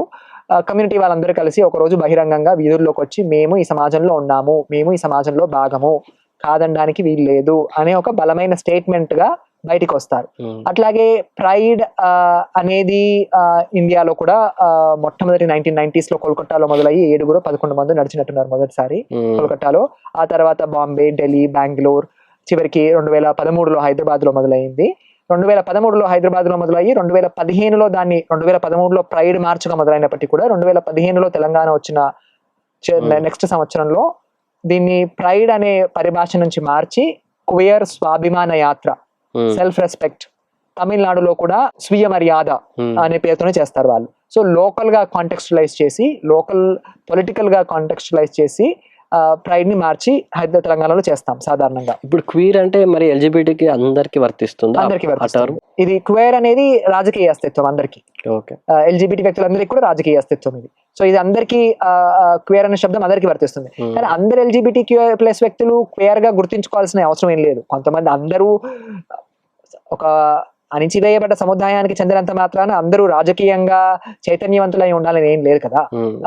చాలా మంది అంటే కొంచెం సేఫ్ గా ఉన్న వాళ్ళు, కొంచెం ప్రివిలేజ్డ్ గా ఉన్న వాళ్ళు, ఉద్యోగాలు చేసుకుని హాయిగా ఉన్న వాళ్ళు, వాళ్ళకి రాజకీయ చైతన్యం అనేది అంత పెద్ద విషయం కాకపోవచ్చు, అవసరం అనిపించకపోవచ్చు. సో అందరూ క్వేర్ గా గుర్తించుకోకపోవచ్చు. కానీ సాధారణంగా చాలా మంది LGBT వ్యక్తులు క్వేర్ గా గుర్తించుకుంటారు. అది ఒక రాజకీయ అస్తిత్వంగా ఉంటుంది. కాబట్టి క్వేర్ స్వాభిమాన యాత్ర 2015లో మొదలైంది. ఇక్కడ 2015లో మొదలయ్యి ఇప్పటికి కూడా కంటిన్యూ అవుతుంది. ఈ సంవత్సరం కూడా జరగబోతుంది నాకు తెలిసి, ఫిబ్రవరిలోనో మార్చిలోనో చేస్తుండొచ్చు. ఎందుకు అంటే సాధారణంగా ఇందాక నేను చెప్పినట్టు ప్రైడ్ అనేది షేమ్ కి కౌంటర్.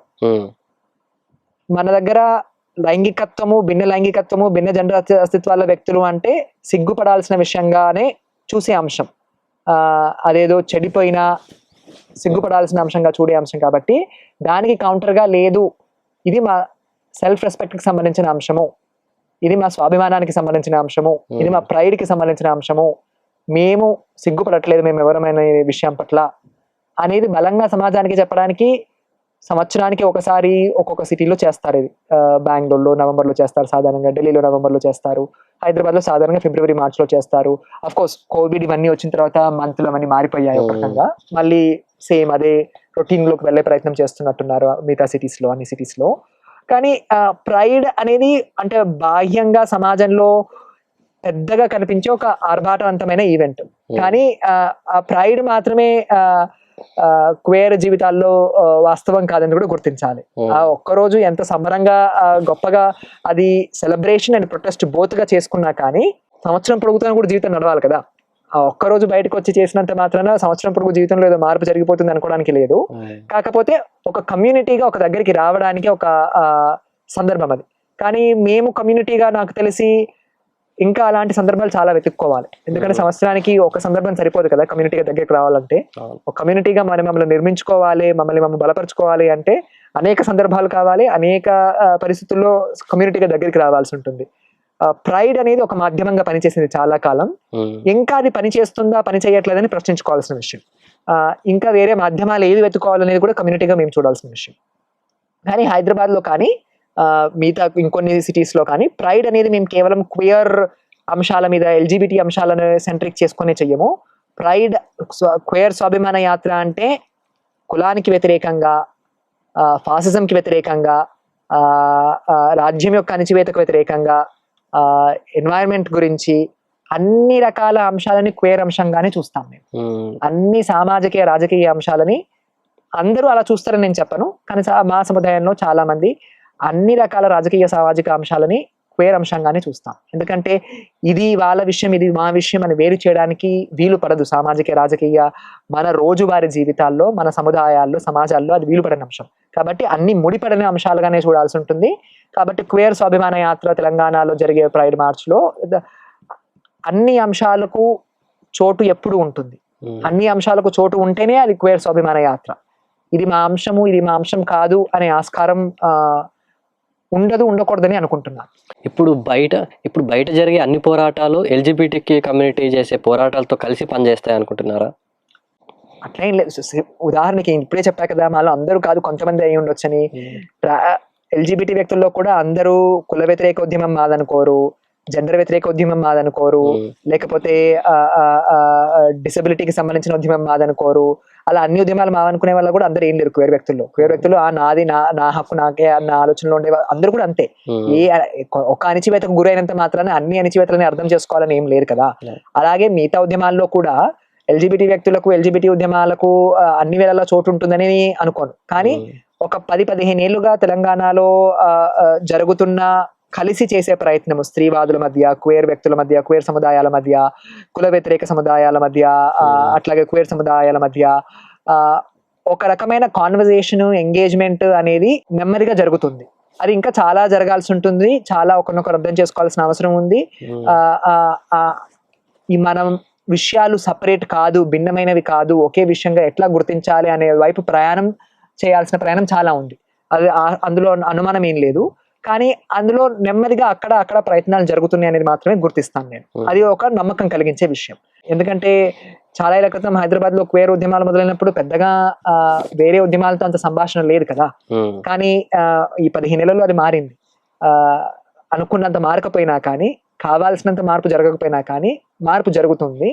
ఆ దిశగా ముందుకు ఎట్లా వెళ్ళాలి, అందరు ఉద్యమాలను ఒకరినొకరు అర్థం చేసుకుంటూ మనము ఒకరినొకరికి ఆ సంఘీభావం అనేది కేవలం ఏదో మాట చర్యగానో లేకపోతే ఒక రోజులు ప్రొటెస్ట్ లో భాగంగానో కాకుండా మన రోజువారీ చేసే రాజకీయ ఉద్యమంలో భాగంగా ఎట్లా ఉండాలి, ఆ సంఘీభావం అనేది ఎట్లా చూసుకోవాలనేది మనం అందరం ఇంకా నేర్చుకోవాల్సిన అంశం అనుకుంటున్నాను.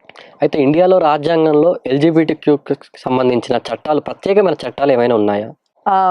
రాజ్యాంగం మొత్తం కూడా ఎల్జిబిటి వాళ్ళకి సంబంధించింది అంటాను నేను, అందరికి సంబంధించినట్టు. ఎందుకంటే బాబాసాహెబ్ అంబేద్కర్ డ్రాఫ్టింగ్ కమిటీ వాళ్ళు రాసినప్పుడు ప్రియాంబుల్లో, రాజ్యాంగం ప్రియాంబుల్ మొదట్లో భారతదేశ పౌరులమైన మేము అన్నారు తప్ప భారతదేశ స్త్రీలు, పురుషులు, లెస్బియన్, గే, హిందూ, బుద్ధిస్ట్, క్రిస్టియన్ ఇవన్నీ రాయలేదు.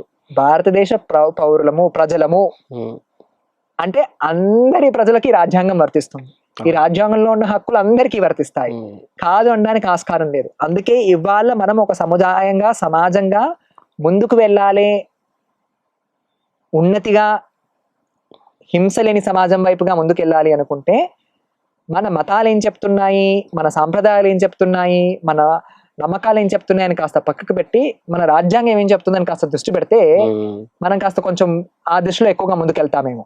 ఎందుకంటే నాకు ఎదుటి వ్యక్తి నచ్చినా నచ్చకుండా, నాకు వాళ్ళకు భిన్నమైన అభిప్రాయాలు ఎక్కువగా ఉన్నా కానీ, చాలా విషయాల్లో అంగీకరించకపోయినా కానీ, వాళ్ళ అస్తిత్వాలు నాకు అంత పెద్దగా నచ్చకపోయినా కానీ, వాళ్ళు కూడా ఈ దేశ ప్రజలు, వాళ్ళకు కూడా నాకున్న హక్కులే ఉంటాయి.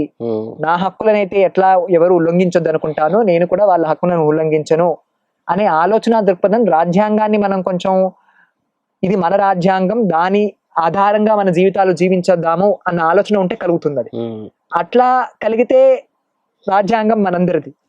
అండ్ నువ్వు గే వ్యక్తుల పట్ల, లెస్బియన్ వ్యక్తుల పట్ల, ట్రాన్స్ వ్యక్తుల పట్ల స్వీకృతి ఉందా లేదా, యాక్సెప్టెన్స్ ఉందా లేదా వేరే విషయం. కానీ హింస లేకుండా, అణచివేత లేకుండా, చిన్న చూపు లేకుండా ఉండగలనా, నాకు నా రాజ్యాంగం ఏం చెప్తుంది, మన రాజ్యాంగం ఏం చెప్తుంది అన్న దృక్పథంతో చూడగలిగితే పరిస్థితి వేరే ఉంటుంది కదా. కానీ అఫ్ కోర్స్ మన సమాజంలో రాజ్యాంగాన్ని చూసి జీవించే, రాజ్యాంగాన్ని ఆధారం చేసుకుని జీవించే వ్యక్తులు ఎవరు లేరు, చాలా తక్కువ. ఎక్కువ మతాలు సాంప్రదాయాలను ఆధారం చేసుకుని జీవిస్తాం కదా. కానీ ఈ మధ్య కొత్త కాలంలో 2009 వరకు సెక్షన్ 377 అని స్వలింగ సంపర్కాన్ని నేరంగా పరిగణించే చట్టం ఉండేది. అది 2009లో ఢిల్లీ హైకోర్టు వాళ్ళు Naz versus Union of India judgment లో తీసేశారు. మళ్ళీ సుప్రీంకోర్టులో అన్ని మతాల వాళ్ళు పోయి దాన్ని ఛాలెంజ్ చేస్తే, మొట్టమొదటిసారి బహుశా అన్ని మతాల వాళ్ళు ఏకదాటిగా ఒక దాటిపై వచ్చారంటే మామూలు ఎదుర్కోవడానికి అనమాట. సుప్రీంకోర్టులో ఛాలెంజ్ చేస్తే 2013లో మళ్ళీ ఆ సెక్షన్ ని రీఇన్స్టేట్ చేసి క్రిమినలైజ్ చేశారు. మళ్ళీ దాన్ని ఛాలెంజ్ చేస్తే 2018లో చివరికి సెక్షన్ 377 రాజ్యాంగబద్ధం కాదని చెప్పి పరస్పర సమ్మతితో 18 ఏళ్ళు నిన్న ఏ ఇద్దరు వ్యక్తుల మధ్య, పురుషులైనా స్త్రీలైనా, ఏ జెండర్ కి సంబంధం లేకున్న వ్యక్తుల మధ్య జరిగే సెక్స్ నేరం కాదు అని సుప్రీంకోర్టు తీర్పునివ్వడం జరిగింది. 2014లో NALSA versus Union of India తీర్పులో సుప్రీంకోర్టు వాళ్ళు మొట్టమొదటిసారి, అంటే స్వతంత్రం వచ్చి 60 ఏళ్ళు దాటిన తర్వాత మొట్టమొదటిసారి ట్రాన్స్జెండర్ వ్యక్తులు కూడా ఈ దేశంలో పౌరులే, వాళ్లకు హక్కులు ఉన్నాయి, ప్రభుత్వం హక్కులు కల్పించాలి, దాని దిశగా పనిచేయాలని సుప్రీంకోర్టు తీర్పు ఇచ్చింది.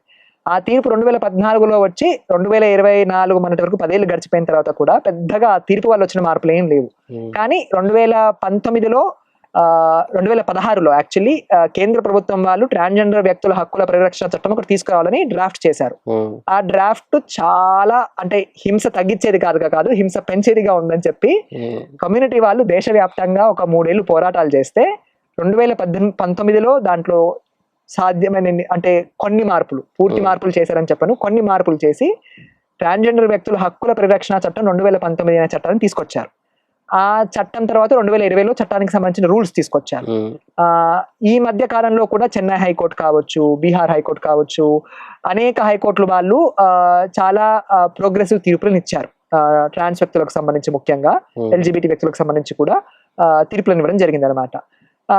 కానీ మళ్ళీ చట్టాలు ఉన్నా కానీ, తీర్పులు ఉన్నా కానీ, అవి గ్రౌండ్ లెవెల్లో, కింది స్థాయిలో, రోజువారీ జీవితంలో ఎట్లా రిఫ్లెక్ట్ అవుతాయని చూసుకోవాలి అంటే అది చాలా చాలా తక్కువ. 2019లో చట్టం వచ్చేప్పటికి 5 ఏళ్ళు అవుతుంది. మనకు 5 ఏళ్ళు అవుతున్నా కానీ ఆ చట్టం గురించి ఎంతమంది అధికారులకు తెలుసు అంటే చాలా మంది అధికారులకు తెలియదు. ఐఏఎస్ ఆఫీసర్ల దగ్గర నుంచి ఐపీఎస్ ఆఫీసర్ల వరకు కమ్యూనిటీతో పని చేసే వాళ్ళకి తప్ప మిగతా వాళ్ళు ఎవరికి ఆ చట్టం ఉంది అన్న విషయం తెలియదు అసలు.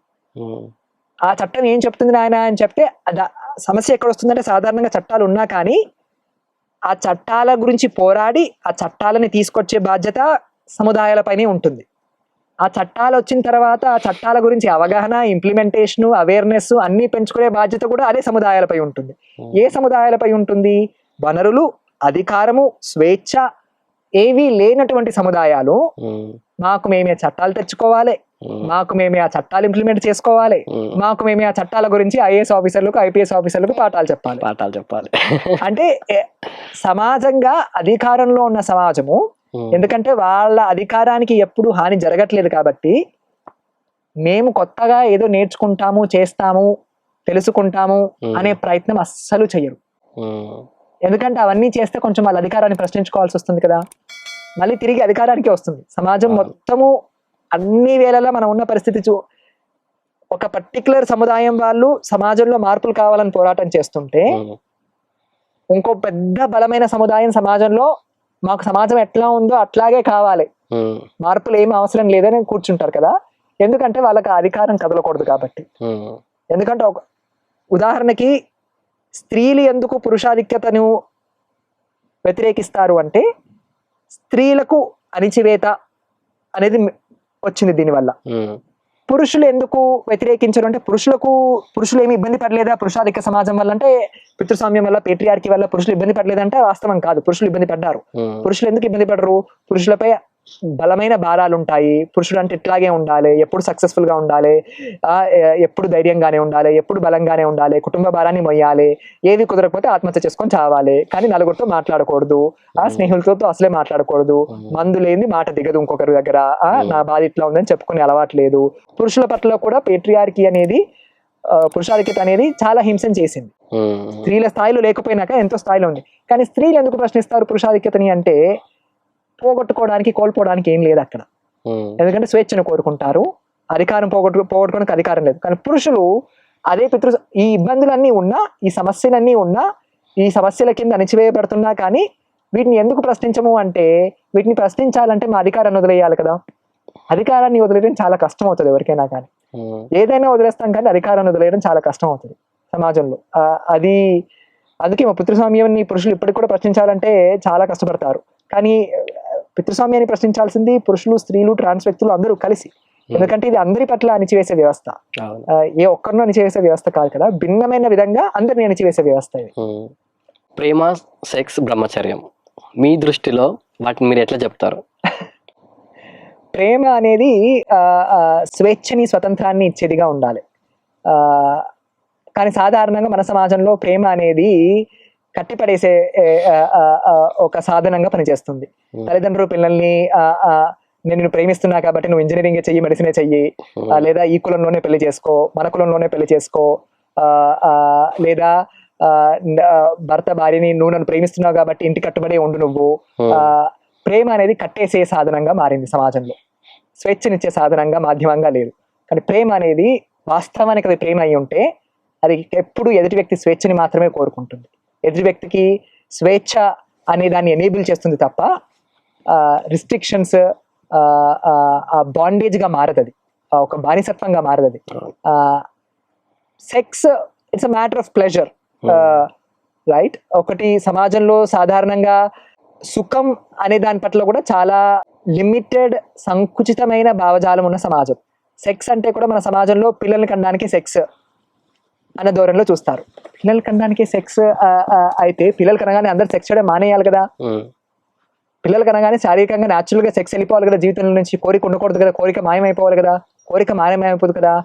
కానీ ఆ సెక్స్ అనే కోరిక, సుఖం అనే ఒక అనుభవాన్ని పరస్పర గౌరవంతో, పరస్పర ప్రేమతో ఎట్లా ఎంగేజ్ అవ్వాలి అనేది చూడాల్సిన అంశం. కాకపోతే ప్రేమ ఎట్లయితే కట్టడి అనే అంశంగా మారిందో, సెక్స్ అనేది కూడా వ్యక్తులని కంట్రోల్ చేసే సాధనంగానే మారింది. ఎస్పెషల్లీ మనమున్న పెట్టుబడి సమాజంలో సెక్షువాలిటీ, సెక్స్ కోరిక అనేది ఆల్మోస్ట్ ఒక ఇంప్రిజన్మెంట్ లానే పనిచేస్తుంది. ఎవరితో సెక్స్ చేస్తారు, ఎవరితో సెక్స్ చేయొచ్చు, సెక్స్ చేస్తే పిల్లలు పుట్టాలా పుట్టకూడదా, లేకపోతే అనేక కోణాల్లో దాన్ని ఆలోచించి దాని యొక్క మెకానికల్,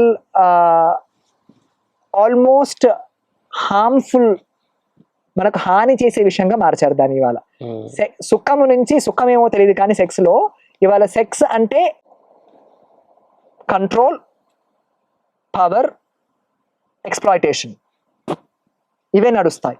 పితృస్వామ్యంలో, పెట్టుబడిదారు సమాజంలో సెక్స్ కూడా దానికోసమే వాడుకుంటారు సాధారణంగా.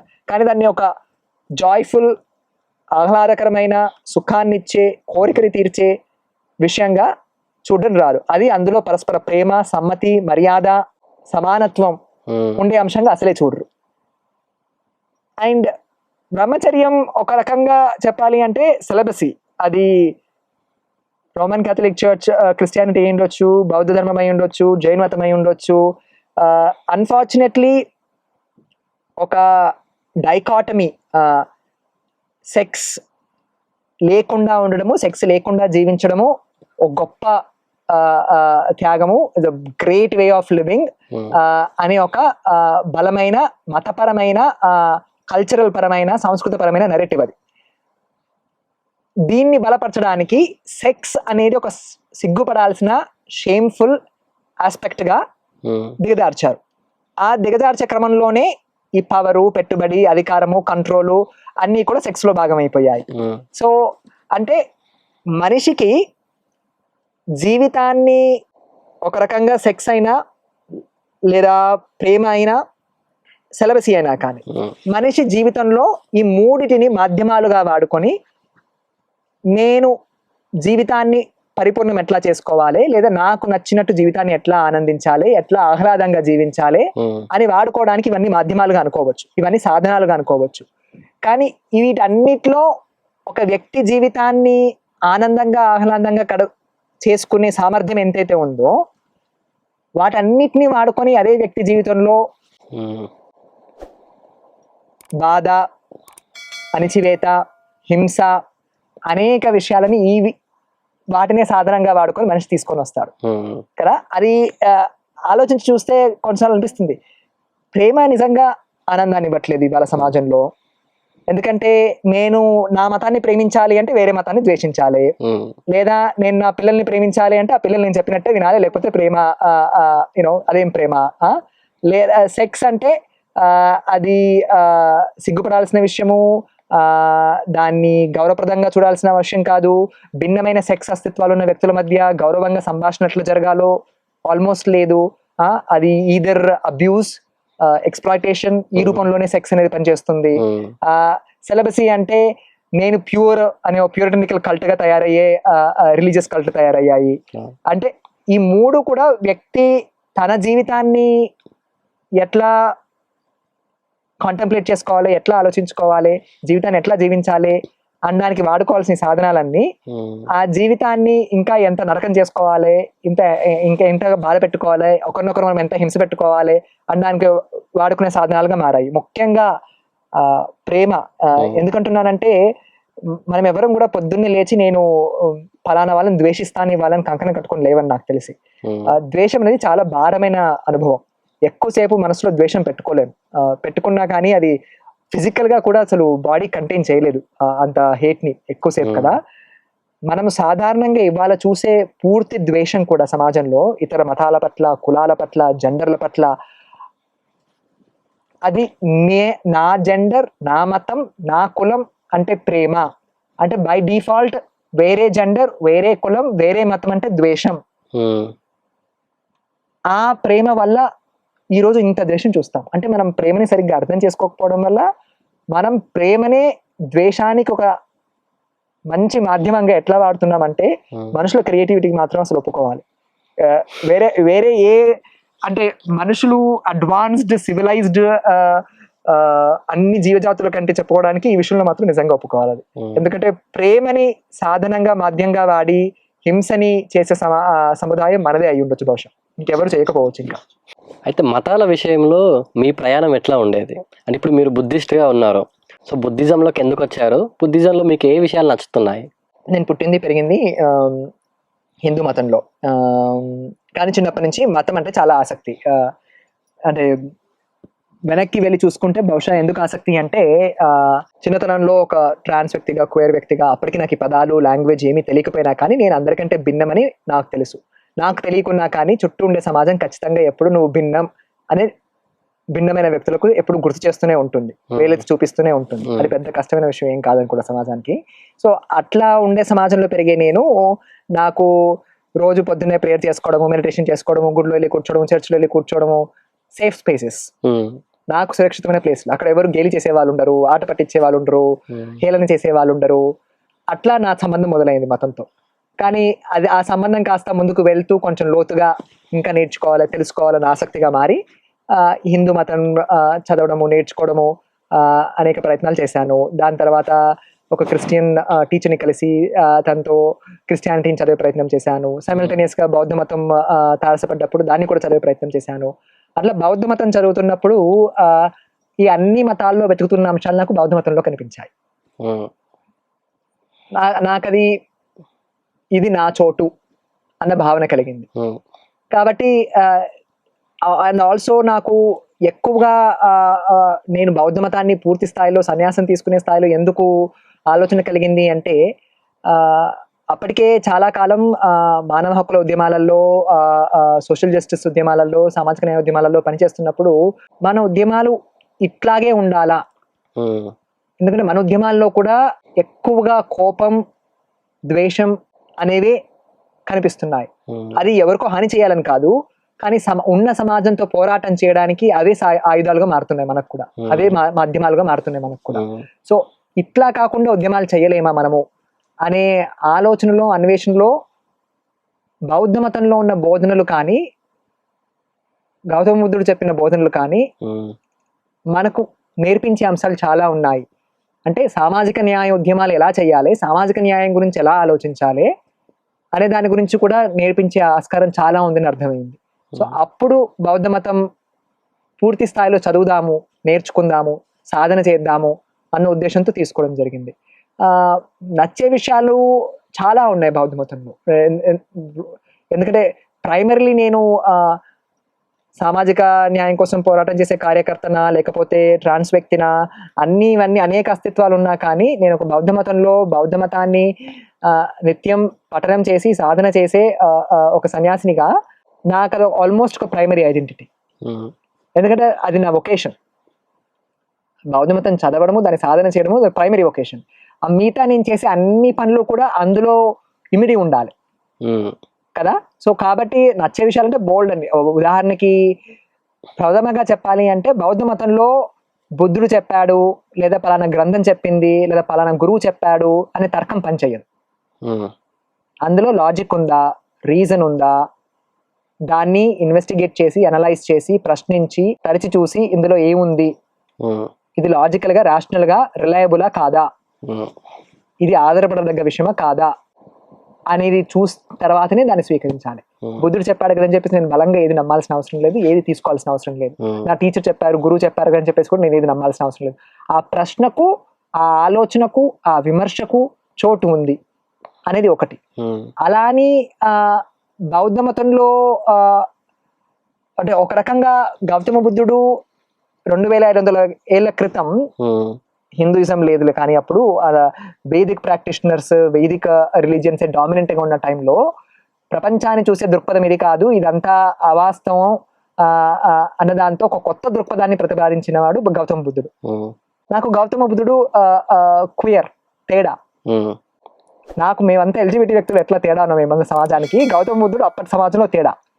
ఎందుకంటే ఆయన సమాజానికి మొత్తం భిన్నంగా ఆలోచించి సమాజాన్ని చూడాల్సిన విషయము, వాస్తవాలని, నేచర్ ఆఫ్ రియాలిటీని చూడాల్సిన పద్ధతి ఇది కాదు అని కంప్లీట్ గా ఆల్టర్నేటివ్ పర్స్పెక్టివ్ ని ప్రపోజ్ చేశాడు. కాబట్టి ఆయన నాకు ఒక క్వేర్ ఐకాన్ ఒక రకంగా చెప్పుకోవాలంటే. So and at the same time ఇది నేను బౌద్ధ సిద్ధాంతం గురించి మాట్లాడుతున్నాను. బౌద్ధ సిద్ధాంతంలో నచ్చే విషయాలు చాలా ఉన్నాయి, బౌద్ధ మతంలో నచ్చని విషయాలు చాలా ఉంటాయి. మతంలో ఎప్పుడైనా నచ్చని విషయాలు ఉండాలి, ఎందుకంటే మతంలో నచ్చని విషయాలు లేకపోతే మనం అది కూడా కల్ట్ అయిపోతుంది, అది బౌద్ధ మతమైనా ఏదైనా కానీ. ఎందుకంటే మతం ఒక వ్యవస్థగా మనమున్న సముదాయం నుంచి ఏర్పడింది కాబట్టి ఆ వ్యవస్థలో ఉన్న అనేక లోపాలని అంతర్లీనంగా భాగం చేసుకొని ఈ మతం అనే వ్యవస్థ ఏర్పడుతుంది. బౌద్ధ మతం కూడా ఎక్సెప్షన్ కాదు దానికి. బౌద్ధ మతంలో కూడా పితృస్వామ్యం ఉంది, బౌద్ధ మతంలో కూడా సెక్సిజం ఉంటుంది, బౌద్ధ మతంలో కూడా హెచ్చుతగ్గులు ఉంటాయి, హింస ఉంటుంది, అణిచివేత ఉంటుంది, అన్నీ ఉంటాయి. ఎందుకంటే మతం అనేది మనుషులు ఏర్పరచుకునేది కదా. బౌద్ధులు కూడా ఏమి ఎక్సెప్షనల్ క్యాండిడేట్స్ ఏం కాదు, అందరం బుద్ధులం కాదు కదా. బుద్ధులు అయ్యే ప్రయత్నం చేస్తున్నాము, అందులో భాగంగా అనేక లోపాలు ఉంటాయి. ఆ లోపాలన్నీ కూడా మనం ఏర్పరచుకున్న మతం అనే వ్యవస్థలో కూడా కనిపిస్తాయి. సో అందులో బౌద్ధ మతంలో కూడా ఎన్నో లోపాలు ఉన్నాయి, కానీ బౌద్ధ సిద్ధాంతం ఆ లోపాలకు, బౌద్ధ మతంలో ఉన్న లోపాలని కూడా సవరించే దానిగా ఉండే సిద్ధాంతం అని నేను నమ్ముతాను. సో అట్లాగే అట్ ద సేమ్ టైం నేను దాన్ని ఐడియలైజ్ చేసి, రొమాంటిసైజ్ చేసి ఇది ఎందుకంటే నేను ఎట్లా చూస్తాను బౌద్ధ మతం అనేది నా స్వీయ అనుభవం. అందరూ ఇలా చూడకపోవచ్చు, అందరి అనుభవం ఇది అయ్యి ఉండకపోవచ్చు. సో అది కూడా కొంచెం గుర్తించాల్సిన విషయం అనుకుంటా. ఎందుకంటే బౌద్ధ మతం నాకు ఇక్కడ ఒక చోటుని కల్పించి, ఒక అస్తిత్వాన్ని కల్పించి, నాకు వాడుకోవడానికి అనేక మాధ్యమాలని, టూల్స్ని కల్పించిన మతం అయినప్పటికీ కూడా శ్రీలంక లాంటి దేశంలో కానీ, మయన్మార్ లాంటి దేశంలో కానీ బౌద్ధ మతం అంటే హింసతో, అణచివేతతో, నేషనలిజం, ఫ్యాసిజంతో కూడుకున్న మతం అనేది కూడా గుర్తించాలి. సో వ్యక్తిగతంగా బౌద్ధ మతం ఎట్లా నాకు అనిపించినా కానీ సామాజికంగా, రాజకీయంగా దానికి అనేక కోణాలు ఉన్నాయనేది ఎప్పుడు గుర్తుపెట్టుకుంటాను నేను. ఇప్పుడు తాషి చోడప్కి రోల్ మోడల్ అంటే ఎవరు? నాకు ఒక్కరు రోల్ మోడల్ అంటే ఎవరు లేరు. ఒక్కరిని ఎప్పుడు అట్లా అంటే చిన్నప్పుడు ఐడియలైజ్ చేశానేమో ఒకప్పుడు అట్లా. నేను స్కూల్లో ఉన్నప్పుడు మొట్టమొదటిసారి నేను 6వ తరగతి 7వ తరగతిలో ఉన్నప్పుడు అనుకుంటా, మేధా పాట్కర్ గారి గురించి ఆదివారం సండే స్పెషల్లో ఆర్టికల్ వచ్చింది. అప్పుడు ఆమె గురించి చదివినప్పుడు అసలు ఫుల్ ఇంప్రెస్ అయిపోయి అసలు ఆమెను కలవాలి అని అనుకున్నా. 6వ తరగతి 7వ తరగతిలో ఉన్నప్పుడు కదా. సో చాలా కాలం తర్వాత కలిశాను కూడా. ఇప్పటికి కూడా రెస్పెక్ట్ ఉంది తన పట్ల, లేదని నాకు అవసరం లేదు. కానీ నా ఈ ప్రయాణంలో నేర్చుకుంది ఏంటంటే ఎవరిని ఐడియలైజ్ చేయాల్సిన అవసరం లేదు. బుద్ధుని కూడా ఐడియలైజ్ చేయాల్సిన అవసరం లేదేమో కదా. ఎందుకంటే ఐడియలైజ్ చేస్తే ఏమవుతుంది అంటే అది ఒక రొమాంటిసైజ్డ్ ఐడియా అవుతుంది. ఆ వ్యక్తుల నుంచి ఆల్మోస్ట్ ఒక డెయిటీస్, దేవుళ్ళని క్రియేట్ చేసిన స్థాయికి వెళ్తాం మనము. అది వెళ్ళగానే మనకి సడన్ గా వ్యక్తులు ఏదైనా లోపం కనిపించగానే మొత్తం టక్ అని పేకమెడలా కూలిపోతుంది ఆ ఎక్స్పెక్టేషన్ అంతా. అండ్ ఆ రిలేషన్షిప్ మొత్తం డిస్ట్రాయ్ అయిపోతుంది. కాకపోతే మనం చూసే అందరి వ్యక్తుల్లో కూడా మనకు నేర్పించే, మనకు ప్రేరణ, మనకు అనేక విషయాలని తెలియచేసే గొప్ప లక్షణాలు ఉండొచ్చు. ఎట్ ద సేమ్ టైం మనము ఇలా ఉండకూడదు అని చెప్పే అనేక అవలక్షణాలు కూడా ఉంటాయి. అది అందరిలో ఉంటాయి. అది ఎవ్వరు ఎక్సెప్షన్ కాదనుకుంటా కదా. బుద్ధుడు ప్రాబబ్లీ రిలీజియస్ పరంగా, నేను బుద్ధిస్ట్ ఫిలాసఫీ పరంగా ఆలోచిస్తే బుద్ధుడు ప్రాబబ్లీ ఎక్సెప్షన్. ఎందుకంటే నువ్వు బుద్ధుడు ఎప్పుడు అవుతావు అంటే అన్ని అవలక్షణాలని కోల్పోయినప్పుడే నువ్వు బుద్ధుడు అవుతావు, లేకపోతే అవ్వవు. సో బుద్ధుడు ప్రాబ్లీ ఇస్ ఎక్సెప్షన్ అనుకోవచ్చు. కానీ మిగతా అందరి విషయాల్లో, and that also is the అదే కదా. అంటే నాకు ఎవరితో ఉన్న రిలేషన్షిప్ అయినా కానీ, నాకు ఇన్స్పైరింగ్ అని అనిపించుకునే వ్యక్తులతో ఉన్న రిలేషన్షిప్ కూడా అది ఒక హ్యూమన్ రిలేషన్షిప్ గా ఎప్పుడు ఉంటుంది అంటే ఆ వ్యక్తిలో నేను లోపాలని చూడగలగాలి, ఆ వ్యక్తిలో ఉన్న సామర్థ్యాలని చూడగలగాలి, ఆ వ్యక్తి నాకు నేర్పించే అనేక గొప్ప విషయాలని చూడగలగాలి. అవన్నీ చూసినప్పుడే, అవన్నీ గుర్తించినప్పుడే ఈ సంబంధం అనేది ఒక హ్యూమన్ రిలేషన్షిప్ అవుతుంది. లేకపోతే అది ఇంకేదో అవుతుంది, దానివల్ల సమస్యలు పెరుగుతాయి తప్ప తగ్గవనుకుంటా. సో కాబట్టి నాకు రోల్ మోడల్స్ అంటే నాకున్న చాలా మంది ఫ్రెండ్స్, వాళ్ళందరూ నాకు ప్రతిసారి చాలా విషయాలు నేర్పిస్తారు. ఎట్ ద సేమ్ టైమ్ వాళ్ళని ప్రశ్నించే చోటు కూడా నాకు కల్పిస్తారు. అది స్నేహం ఉంటుంది కదా. ఆ స్నేహంలో ఏంటంటే వాళ్ళు నన్ను ప్రశ్నించవచ్చు, నేను వాళ్ళని ప్రశ్నించవచ్చు. మా సంబంధాన్ని ప్రశ్నించకుండా, మా ప్రేమని ప్రశ్నించకుండా, మా ఆలోచనని, అలవాట్లని, అభిప్రాయాలని ఎప్పుడైనా ప్రశ్నించుకోవచ్చు.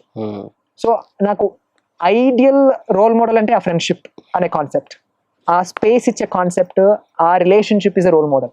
అది something I look up to. అటువంటి ఫ్రెండ్షిప్ ఉంటే మనం ఎప్పుడు కూడా పూర్తిగా దారి తప్పిపోయి మనం ఏ వ్యవస్థకైతే వ్యతిరేకంగా పోరాడుతున్నామో, ఏ అధికారానికి అయితే వ్యతిరేకంగా పోరాడుతున్నామో అదే అధికారాన్ని తెచ్చి మనం ఎత్తి మీద పెట్టుకో. సూపర్, థ్యాంక్ యూ దాషి, వాళ్ళు చాలా విషయాలు చెప్పినందుకు. Thank you Charan.